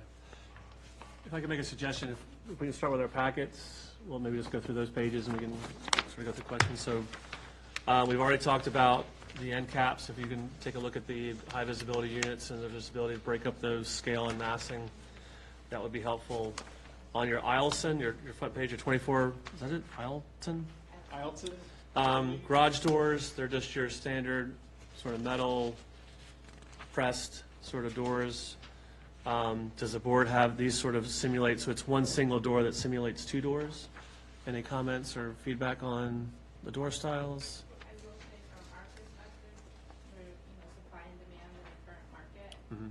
part of why we have chosen chosen this style is because we have 3 different vendors we can use, so we can provide them. So it's sort of simulating 2 doors versus, so it's a double garage, but simulating the 2 doors. The eaves over the doors, I saw a side elevation, so the elevation out, and you just sort of have a L bracket that holds those up. Yeah, brackets, and they've got standing seam metal roofs Okay. as well. The bump outs, so the second one in, elevation 3 on the Iletons. Those are just gonna be wood and painted over, and then they'll put the detail in with like quarter molding or, Yeah, and Okay. I think the detail on those is actually hardy, but yeah, Okay. so it's articulated. And then the bay windows in general are about, usually about a 2-foot cantilever. so hardy would be great. I think I've seen some of these larger open wood sort of surfaces that are hard to maintain, and like especially the plywood will start to, That's something that our Blister? architect mentioned to us, is that we won't use straight wood because of the durability, so we'll Okay. have, okay. And we've spec'd out hardy for those. Okay. Any questions on that? So going back to elevation 1, we talked about earlier, the brick that comes up above the door, and then you have the dormer, I guess it's a dormer, what's it called above the windows? What's the architectural term? Lintel? You're talking about the header? Header, there you go, header. Like if you were to carry that brick at that height all the way around the end unit, would that look odd? As a way to sort of address, because you're going from that, you got brick 8 feet up, and then you got a water table that's 3 feet on the side. It's a little, it's an odd transition. Okay, okay. We talked about the bump outs and the materials, talked about the headers. The doors, any comments the ARB has on the doors, or sort of the 2 inlaid, 2-panel doors, okay. Standard white gutters, okay. Architectural shingles, yes. okay. Any commentary on the variation of colors for side or roofing, or no particular comment? And I will mention, if you're familiar with our Potomac Shores neighborhood, Mhm. Potomac Shores, these colors are out there now. We use Okay. similar colors, and they presented well in our community, so Okay. the architecture slightly different, but we brought the color scheme forward because it was successful. On elevation 6, thank you for that. On elevation 6, the brick comes up, you sort of have brick all the way up to the 2nd story. Then you have sort of the horizontal siding there. Any feedback on that particular, the way that brick comes up that high? No? Any concerns about that? Okay. When you're offsetting the fronts, will the material wrap around or be like a brick face with the siding on the side? Our standard is for the unit to have the same flow front to back, so I would believe that material will carry to the side. Okay, so if it's like that, if there's like a 3-foot depth between the one unit and the other, if the front's brick, it'll sort of the same color wrap around? Okay. Wraps. Board members, any other comments? Hardy plank siding, you said, got the colors that you said. Hardy plank on so the standard siding is vinyl, the bay windows, the Okay. decorative bays, those are hardy. Okay. So majority of the buildings up front, what you saw before, the retail buildings, are the white hardy plank with like the gray and the others. Any commentary on sort of the contrast of colors? They're sort of muted, they're sort of darker. I think they would blend in with sort of the gray and the whites. The Lidl's gonna have the brown in it, so. And do take a look at the swatches. Mhm. As they mentioned, when you do look at the swatches here in person, you can see them, and we can maybe pass just the paint swatches. They do come up a little bit lighter, I would say. Okay. Yeah, Sure. just the paint lines. And So you it can was see a, the it was black. an active guide to kind of get these fanned out without the tabs falling off. We will not, thou shalt not touch Don't mess it the. up. Okay. All right, so this particular color is what's That's seen as platinum. white here. Probably white. Does it say on there? White. Garage door is white, but it doesn't say what the upper part is, like around. Chris, can The you look at color windows. scheme 1 and see what the. 'Cause if there's some of that, then I think the balance between the front See a and glacier the light. townhomes will be nice.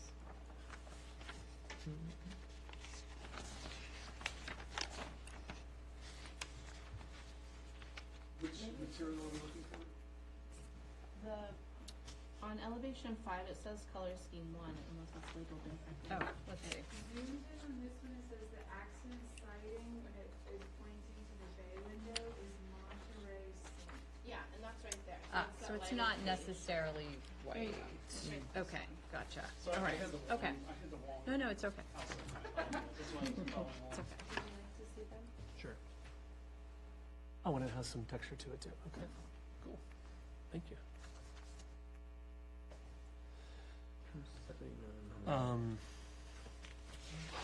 It's not showing downspouts on these, but I mean, it's fairly standard. I don't think anyone's gonna have any objection to that. That's right Oh, here. there they are. They're the downspouts. Got some keystones on some of them. Okay, the rear elevations on page 2. Any feedback on the I deck will stuff? say that in 2018, I don't believe there are rear elevations shown. Okay. But one of the comments we heard was that there was a lot of discussion about, not just doing all the rear elevations in an off-white.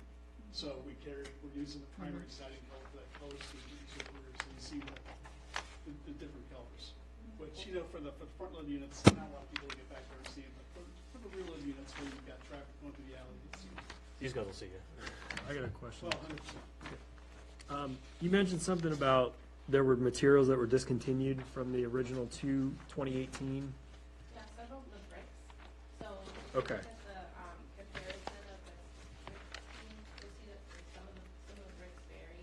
I would have to study it offhand to really see it from the, but there were just a couple that procurement's no longer able to get to, so it should be discontinued. No, I know that's a common theme. Okay.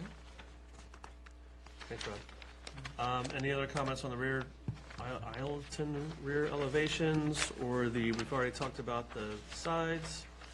You guys are gonna have a chance to take a look at the surface of the walk-ups. I appreciate that. Okay. Frankton, I can't spell it. The 20-foot home front elevations. Any initial comments on these? I have some comments, but I'll wait for the group. So.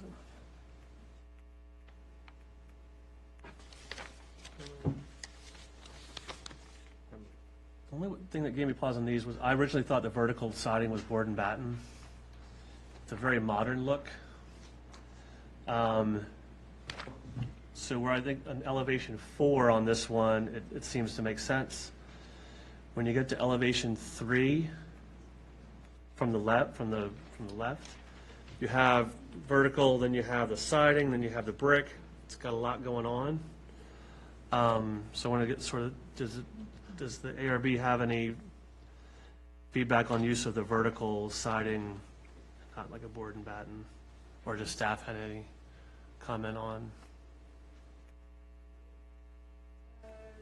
Staff question. Is it, when it's vertical set, is it a wider piece of siding? Looking at elevation 3 on the Frankton, and I see the Cape Cod gray, when it's vertical, looks wider than the Harbor blue horizontal.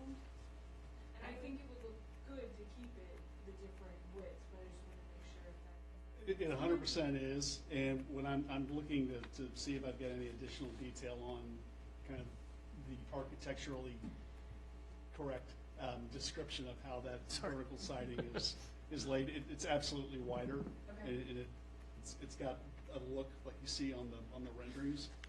So I'm gonna follow up on that. No, you're fine.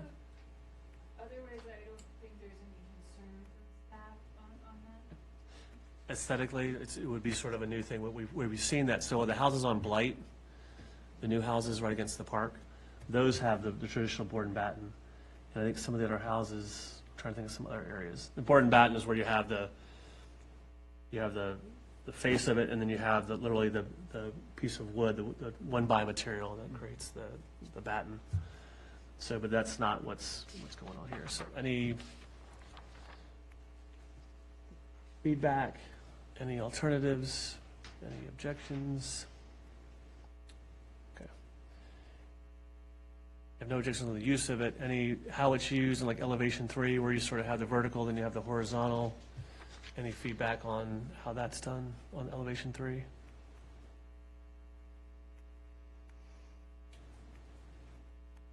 Bueller.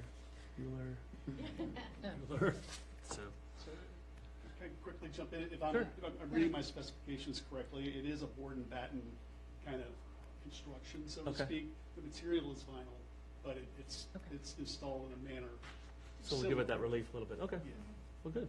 I think our architect mentioned board and batten means different things to different people, so it'll be, the intent is to be vertical and, And they have that look. yeah, but it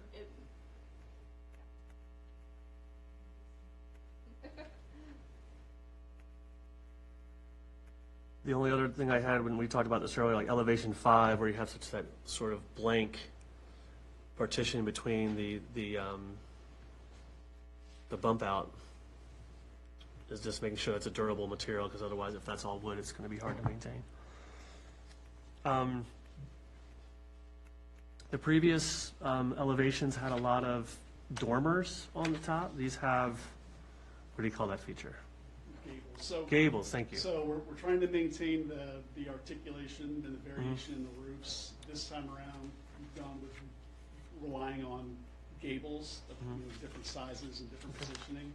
The dormers have just kind of fallen out of fashion. They're a little bit Colonial? from a maintenance standpoint. Tend to be decorative, not used, right?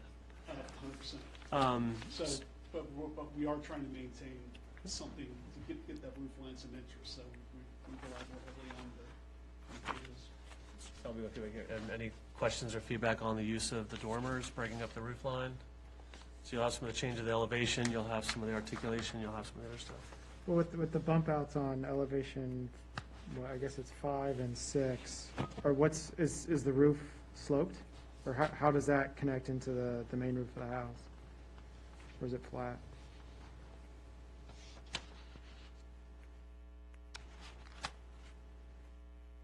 Because in elevation 5, you have those 2-story bump outs, and then in elevation 6, The you bay have. windows, Yeah, I can verify, but I'm gonna guess there's enough slope on the top of it to Okay. pitch water off of it, but it's generally, from 100 feet back, it's a relatively flat top.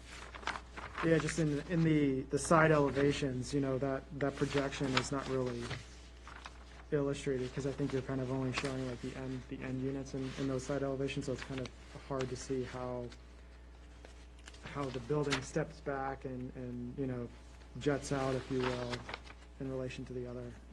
And I've got it in our full architectural plans, I can pull that very quickly. Last question, any feedback on the color schemes, the elevation 3 has that sort of multicolor, tricolor.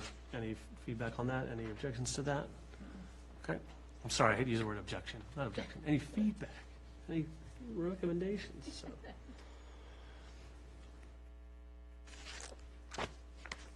Okay. So the lamps on the last page, other thing I brought to the last page of your stapled packet is the lighting. Any feedback on the lighting fixtures? aesthetically, it's very similar to what is in the approved architecture Okay. from 2018.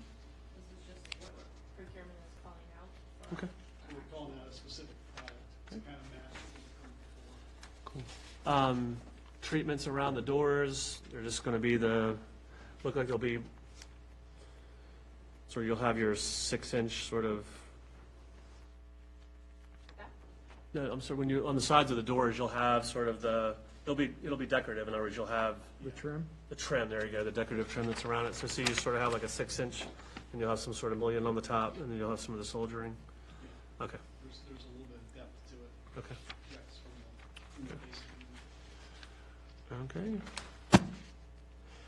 On the last thing on the dormers, sometimes we have sort of like a vent or something else, like a decorative portion. Is there any feedback on whether or not we need any relief on those? Okay.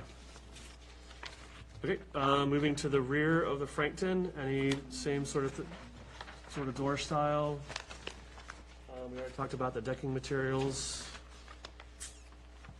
Appreciate the color variation. And then the rear lights that you show, they're at the second story back door as well as the garage too? Because it looks like there might be, little Yeah. boxes there. Okay. Okay. Any other questions on the rear elevations? No? Okay. Side elevations, we've already had a discussion. Whatever you can do to break that up would be great. I think that's it. Really do appreciate you bringing it, even though we're not down there touching it, it's helpful to have the materials there. I appreciate you doing that. Any other summary or you guys got good notes? So, Hopefully it'll be a great community to add to your town. oh, without a doubt. So, I guess I would ask if you could bring back the elevations next month with the end. What might be helpful too is if you have time to do like a 1-2 paragraph cover letter that just says, hey, key points that you brought up at ARB was this. That helps us sort of assess that quickly. And then any other elevations that you would like to see or changes you'd like to view or perspectives we'd like to view? No? Okay. Can Staff? we, just since this was a longer discussion, can we hit through the items that we would like for them to bring back to the next meeting? Sure. So we can kind of close it out, summarize it, please. So first, the high visibility elevations on the southern units and the northern units facing 66. If you could look at either gable, or is that the right term, or I forget the term you used before, if there's some variation along the roof line, if there's some able to introduce maybe some of the faux windows, if there's a way to carry around some of the brickwork around the elevations, if there's some ideas you would have on how to break up just the massing of that and those end units, and if you could show those sort of examples of those perspectives. We just asked about the material of the stoops, so the stoops can be painted concrete or some sort of masonry treatment. I think that's really it. Any other points? No? I would just say, the only other item, maybe when you think of additional ideas to break up the massing, you could, if possible, work with your landscape architect, since you guys already know what landscaping is gonna go in, to show what that might look like once it's planted, in addition to that high vis in, because there will, Plan view, we don't have it rendered. are you able to get it rendered? I was gonna ask. Try asking, and I'm only saying that because that also will give the board a good idea to also realize, oh yes, there's a tree as well as shrubs in front of this end cap as well. And if we can't get it rendered, we have it in plan view, so I think you can probably get a good sense of the volume of material and.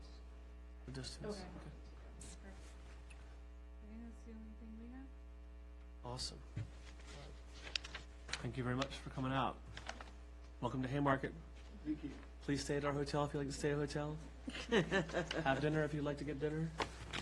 Get some gas on the way out at Sheets. Thomas and I will follow up with you guys, and we'll put together the final notes and send it over, and then we'll see you guys hopefully at the November meeting. Awesome. Thanks, you everybody. guys. Have a Thank good you. night. You too. And we'll hang on to the materials for next meeting, and then we'll let you take them with you when you go next meeting. It'll be all yours. I think this is in the application, but if you need a copy of this, you can get it as well. Sure.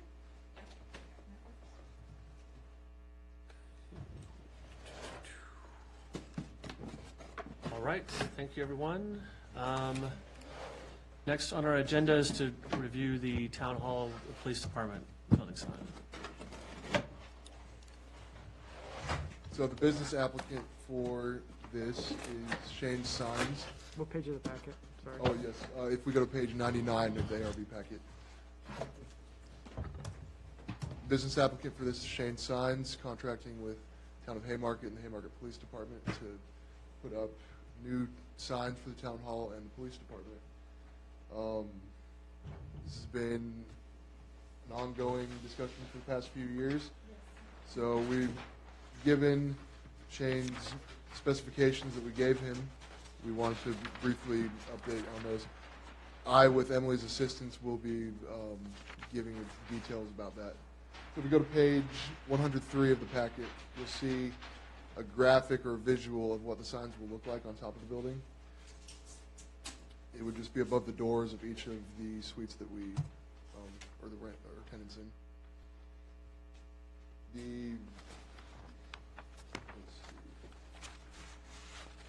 The overall size of the town hall sign for the town hall will be 11.984 square feet.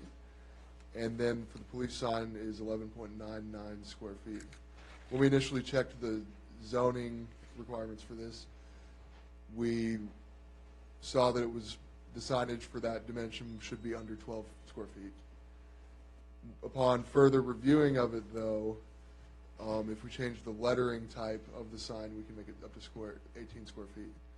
So rather than having, let's see, so rather than having a wall sign, if we change it to channel lettering, we can bump it up to 18 square feet if we wanted more coverage, more visibility. That was a discussion I'd had with them earlier, is what achieves a larger sign. If it's a wall sign where you fix everything and then it's put on the wall, then, so. We're open to any questions from the ARB right now. So it's individual letters versus like a big plaque essentially, right? In terms of anchoring and attaching to the masonry facade, do we have any concerns over the individual lettering versus, you know? Certainly would be a lot less holes if we do a wall sign. Right. And, you know, a recommendation I would have, if we do a wall sign, have it printed so it's completely flat. We don't have letters that stick out from it, just keep it a flat wall sign. Do our best to match the white coloring, but in that scenario, put a small black border around it or something that will set it apart should the whites not match exactly.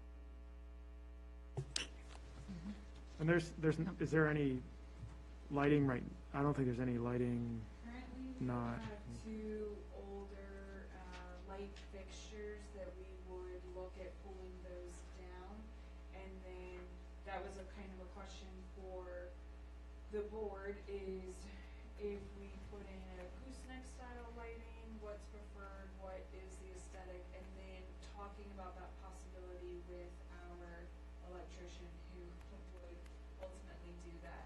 He's very familiar with this building, so he'll have ideas, but currently those lights go sit right above the door. I mean, there's maybe 2-inch clearance between the bottom of the light fixture and the top of the door.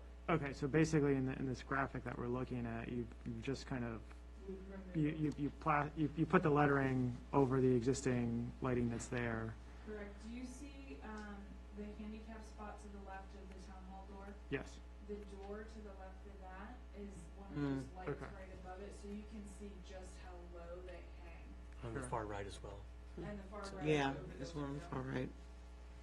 So And- we can certainly clean up all of it, and we can get rid of all of them. We do have, if you look in the top gable area above the centermost windows, we have what you would call a wall pack that does provide light down, and it is actually pretty bright. I mean, you guys can check it out when you go out this evening, but certainly it would not be a light shining right on the sign itself. We would have to add that into the concept if that's something that you guys wish to do. So sort of the evolution, originally it was just putting the letters above it. Then Chief had said, hey, I would like to be able to put the badge on it, that people that may not see the lettering, but be able to see they may be more apt to come to it seeing the logo than necessarily the lettering. Right. So that was the sort of the impetus of having the town branding and then the police chief logo on it. Right now, it's just on the door. You can't see it from the street.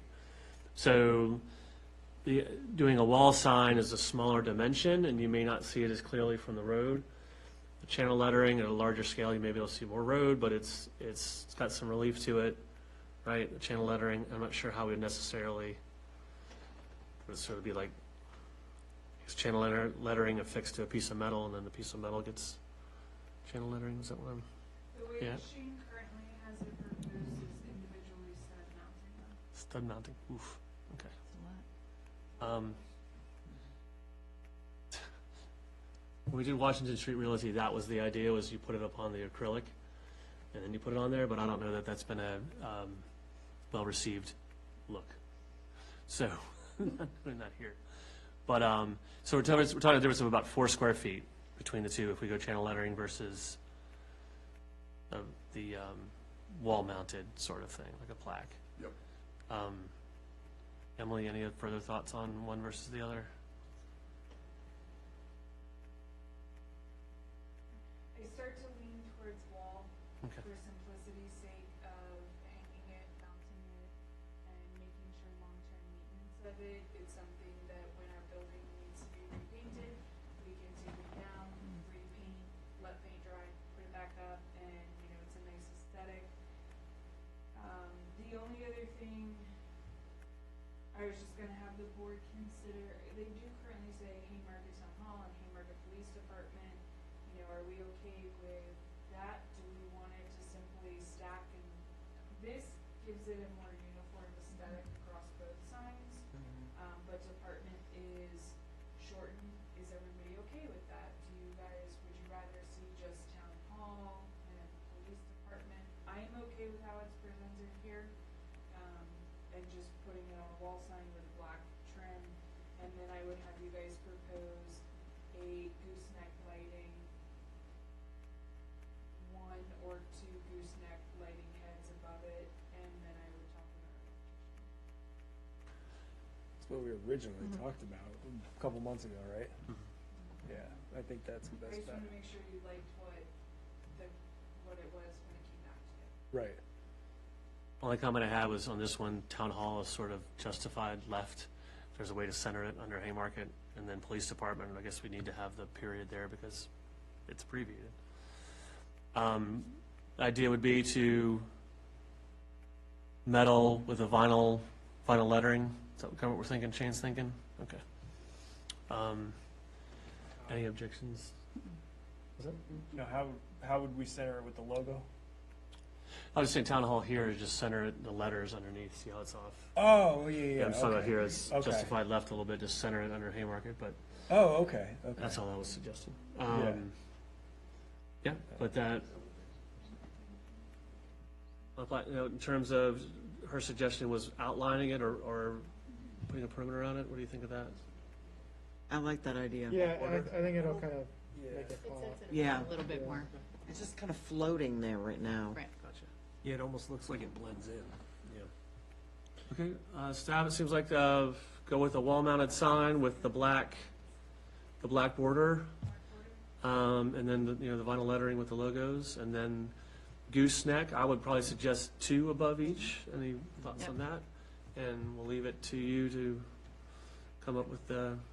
And the light on the left, we're getting rid of, right? All the way to the. Can we put another Maybe gooseneck can I there? was gonna say, can I Yeah. propose single gooseneck on top of the signs if it provides enough light Okay. out? Okay. And then strike the 2 older fixtures, one that's above the window and one that's above the other door, and put the same matching gooseneck so that you would have a seamless, nice look across the front. All the lighting matches. Yeah, it should all match. Yeah. So we're swapping out the older ones with the new goose ones? Correct. Okay. Then does that need a wrap around the police side, or are we good? I would wrap it around every old light on the building would be swapped to be the nice Okay. gooseneck. The only other question I would then have is the gooseneck that's above this door. Couple questions actually. The gooseneck above the single door on the side that goes to the second floor. Do you want it to stay in the same relative height placement? Or do you want it to be raised to be the same placement of where the sign one is? I think it would look odd if it was the same position as the signs, just because it'd be much higher up and may not have the same effect, so. Okay. I would just say whatever height it is above the door, be uniform above all doors and the windows like they Yeah, are now. But it should be a little lower above the door versus above, right, the sign? Well, I think it also depends on the, getting, drawing on my architecture engineering background here, the necessary foot candles to distribute the amount of light, that way there's adequate visibility for people using the doors at night and things like that. And we have all of that addressed in our site plan with additional lighting higher up in the building. Okay. But yes, very good point. So the next question I would have, originally when the town hall took over this building and the town hall took over the police department space and we converted it into the new police department, you had the windows over there on Chiefside. You can see it about 2 spaces down from this cruiser in this image. You can see where the light is above the windows. Mm-hmm. So that was an addition bricked in to mirror and make it look like it had always belonged. Do we want to take that light out and leave it out and not have it above the windows? I think you could. And I mean, if you guys want to pop out there and look at it, it's never worked. We can't get it currently to work. Not saying that's why we take it out, but Well, it's not doing anything right now for us, all right? as you look at the building, it's the only window that has a light above it, and it was kind of done aesthetically because you have a light above our door, a light above police department door, and then that door was bricked in, we put windows up in it, and we just left the light there. I would think the purpose of the lights would be above all entrances, so just leave it at that. Yeah. Yeah, yeah. Yeah, I think as long as we have adequate lighting in the parking, I have no issue with that. And then we have the wall packs up top. Yeah. Cool. Staff, you got enough direction? Yes, do you guys want to see the application come back to you next month, or do you want to do a approval as we've discussed with a black border around the sign? It's a wall mount sign with gooseneck lighting above, gooseneck lighting to match above the other door entrances and striking the unnecessary light. So moved. Yeah, absolutely. Wonderful, I will get, second. Second. Third. We'll do a roll call. We goes to bed. Thorson, Yes. Barton, Yes. Schneider. Yep. Howard. Please. Duran. Yes. Okay, I will get quotes and we will finally get this going. Cool. Guys, longer agenda than usual tonight. Apologize. I thought we did well, though. Okay, why won't I go to the top of the agenda? Okay, old business, what do we got here? We originally had discussed a training date for next week. I had Kim bump this with Haymarket Day and everything else going on. We got very busy, and then Thomas, of course, being our new hire, I wanted him to be in on this training. So Kim's gonna reach out to you guys on a potential November date, and if we need to, we'll propose one in December as well, but hopefully we can go ahead and get that training in the next, that out for everybody. That's all I have for old business, unless you guys have any specific. New business, we don't have, we have a lot going on, but you saw most of the applications here tonight, that are before us for kind of new business items.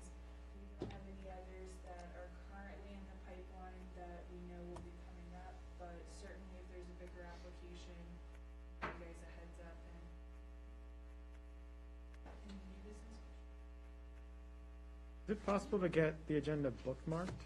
That way I can click on the individual bookmarks of the PDF rather than trying to like type in the individual page numbers or scrolling and scrolling and scrolling. Okay. We're working on a fix for Okay. So hopefully in Or even if like it's like hyperlinked too, then I can like click on like, you know, the motion to take the item off the table, I can click on that and it takes me right to that page. Sorry, it's the engineer in me. I hear you.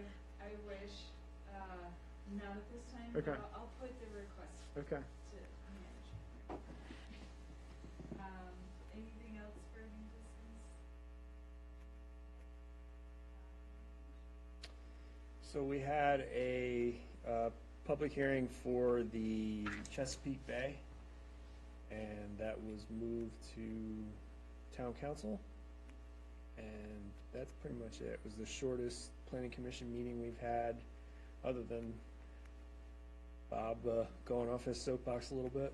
But other than that, it was, what, 15 minutes, 20 minutes? Wow. Yeah, not much going on.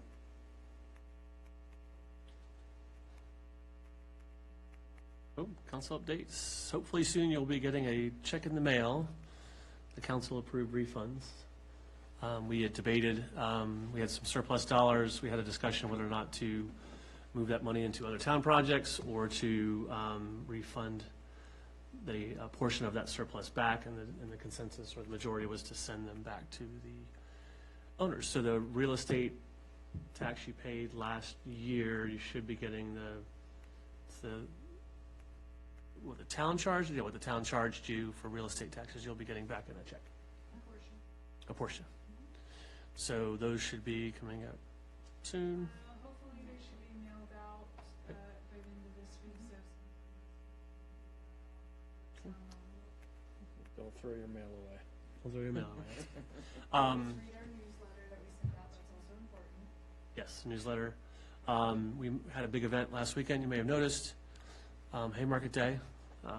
Kudos to the staff, kudos to my former Long Street Commons peeps, who did vendor parking. Great success, got a lot of great feedback. We had a debrief today that Emily got a lot of good feedback.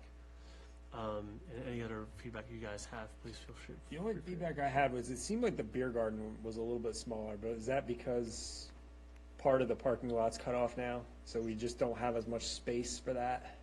I think it was probably more of the aesthetic, where last year with the big tent Yes. from Two Silos, and then what they brought in was just a different look than what we had.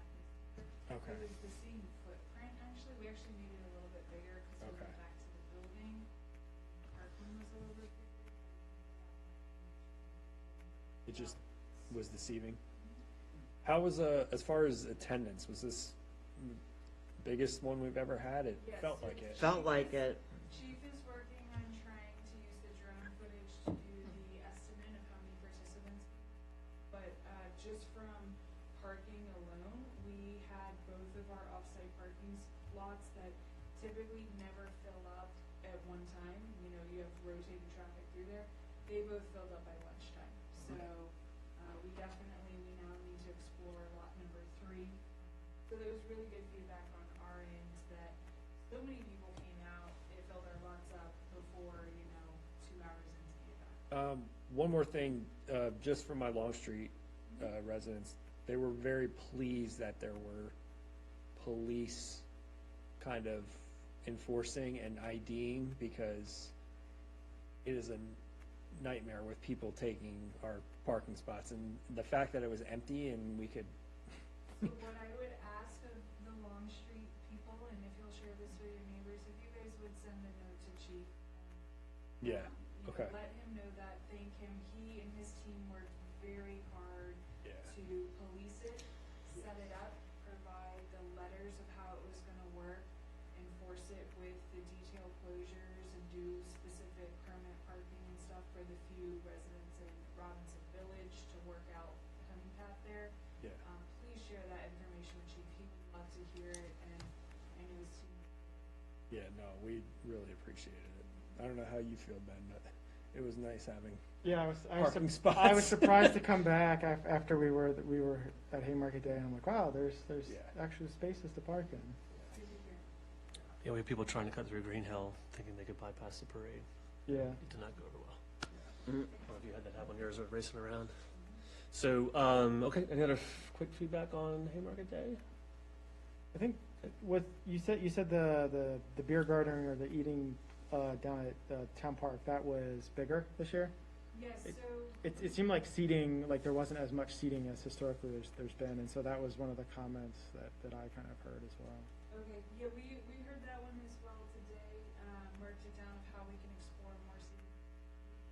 More festival food Sure. here, and so with the kids zone down there, we, thought, oh, let's put them all down there, but we might, reorganize, pull some of them out onto the street, so you have a little more open space in there again. But any other feedback, if you guys think of it later on, feel free.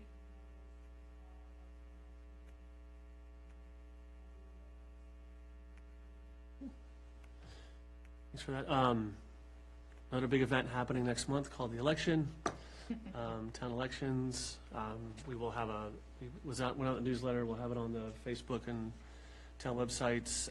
This is the first year that it's been corresponding with the state and national elections versus the May, which typically have happened. So, and I think we're still doing absentee voting. We're doing all those things that we had before during COVID. So early voting up at the library. So please, if you get an opportunity, if you can make sure that you and your friends come out, and neighbors come out and vote. I think that's anything else from the council side? I only have no other things from council side. I just wanted to kind of check, is everybody tentatively good for November 16th? It's a. I don't know if anybody already booked travel plans. No, I can look. That early, so we No, can that's fine. plan a new date if necessary. I'm good. Are we bumping up the planning commission meeting Yeah, that? we're looking to bump up planning commission to probably be on the 14th. Okay, Which is yeah. okay, that It's makes the sense. Monday before, and that's if we have any agenda items. We might not have them. Okay. I know this one, we will have an agenda item, so I want to go ahead and check and give our applicants notice. So the intent is to have the training date the same date, or like same time slot with That's the gonna be one of meeting? the options we toss out. Okay. I'm gonna speak with the person who will be doing the training and ask them if it's a 1 or 2 hour preferred. If it's anything that's longer than an hour, Kim and I will discuss, we'll try to get something scheduled and we'll provide you with your be fed, be paid. All I would sum up with, along with the training, is that I do appreciate your guys' participation in this. I do acknowledge that because I do part of this for a living, and just because of my personality, I tend to talk a lot. So, but I do want everyone to feel that they can engage. As you saw tonight, I get frustrated. I don't necessarily have the vocabulary to describe what I'm trying to talk about. So feel free, like if you don't know the language, or we can help you through on how to voice whatever concern. Or no question's a dumb question. The training will be helpful to get us, I think we're doing the legal training, we're doing some of the other training, how we evaluate applications, how we make findings, how we make determinations. So hopefully as we get through more of the meetings, you guys will feel more comfortable discussing those items, bring up questions, and we don't have to be unanimous in our findings as well.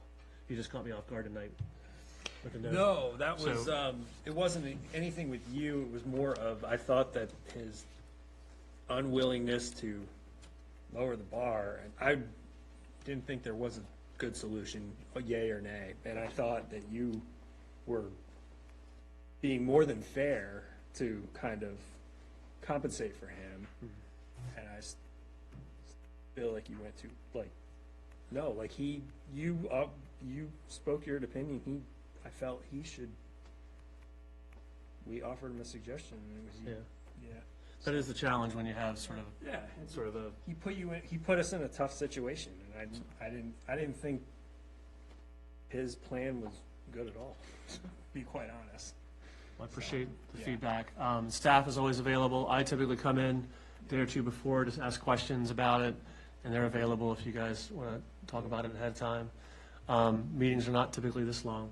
No. So I know when I was recruiting you guys, hey, it's about an hour. Yeah. So this is a little bit unusual. But thank you for your service, and that's all I have. I think for me, you know, the visuals are always like a key thing, right? Because that's what helps, you know, bridge, you know, multiple languages and things like that, right? Because it's not just, I mean, someone can stand up here and talk about a narrative, but until you have the visual, that really helps. And I think, you know, I was kind of disappointed with the M&M exterior because Yeah, they it was pride terrible. themselves on exterior renovations, right? And so they said that they had a mock-up, so I'm assuming that they scaled something to scale on their property. Yeah. They should have taken a picture and shown that. We were Because more I felt it was almost like a having it 8 feet tall would have been like a billboard, essentially, in downtown Yeah. Haymarket. And that's where too, you know, asking, you know, I had asked ahead of time with Emily about having the renderings for the townhouses. So I think those are all things if we let Emily or Thomas know ahead of time, if we want graphics up on the board, if we want some additional Yes, background. The answer is always yes. for me. Then we just got to ask ahead of time. So good job tonight, Thomas. Nice to meet you. Next motion is for adjournment. Would like to motion to adjourn. I'll make a motion to adjourn. Second. Second? Okay, all in favor, say aye. Are we Passes roll calling that one? unanimously. No? Good?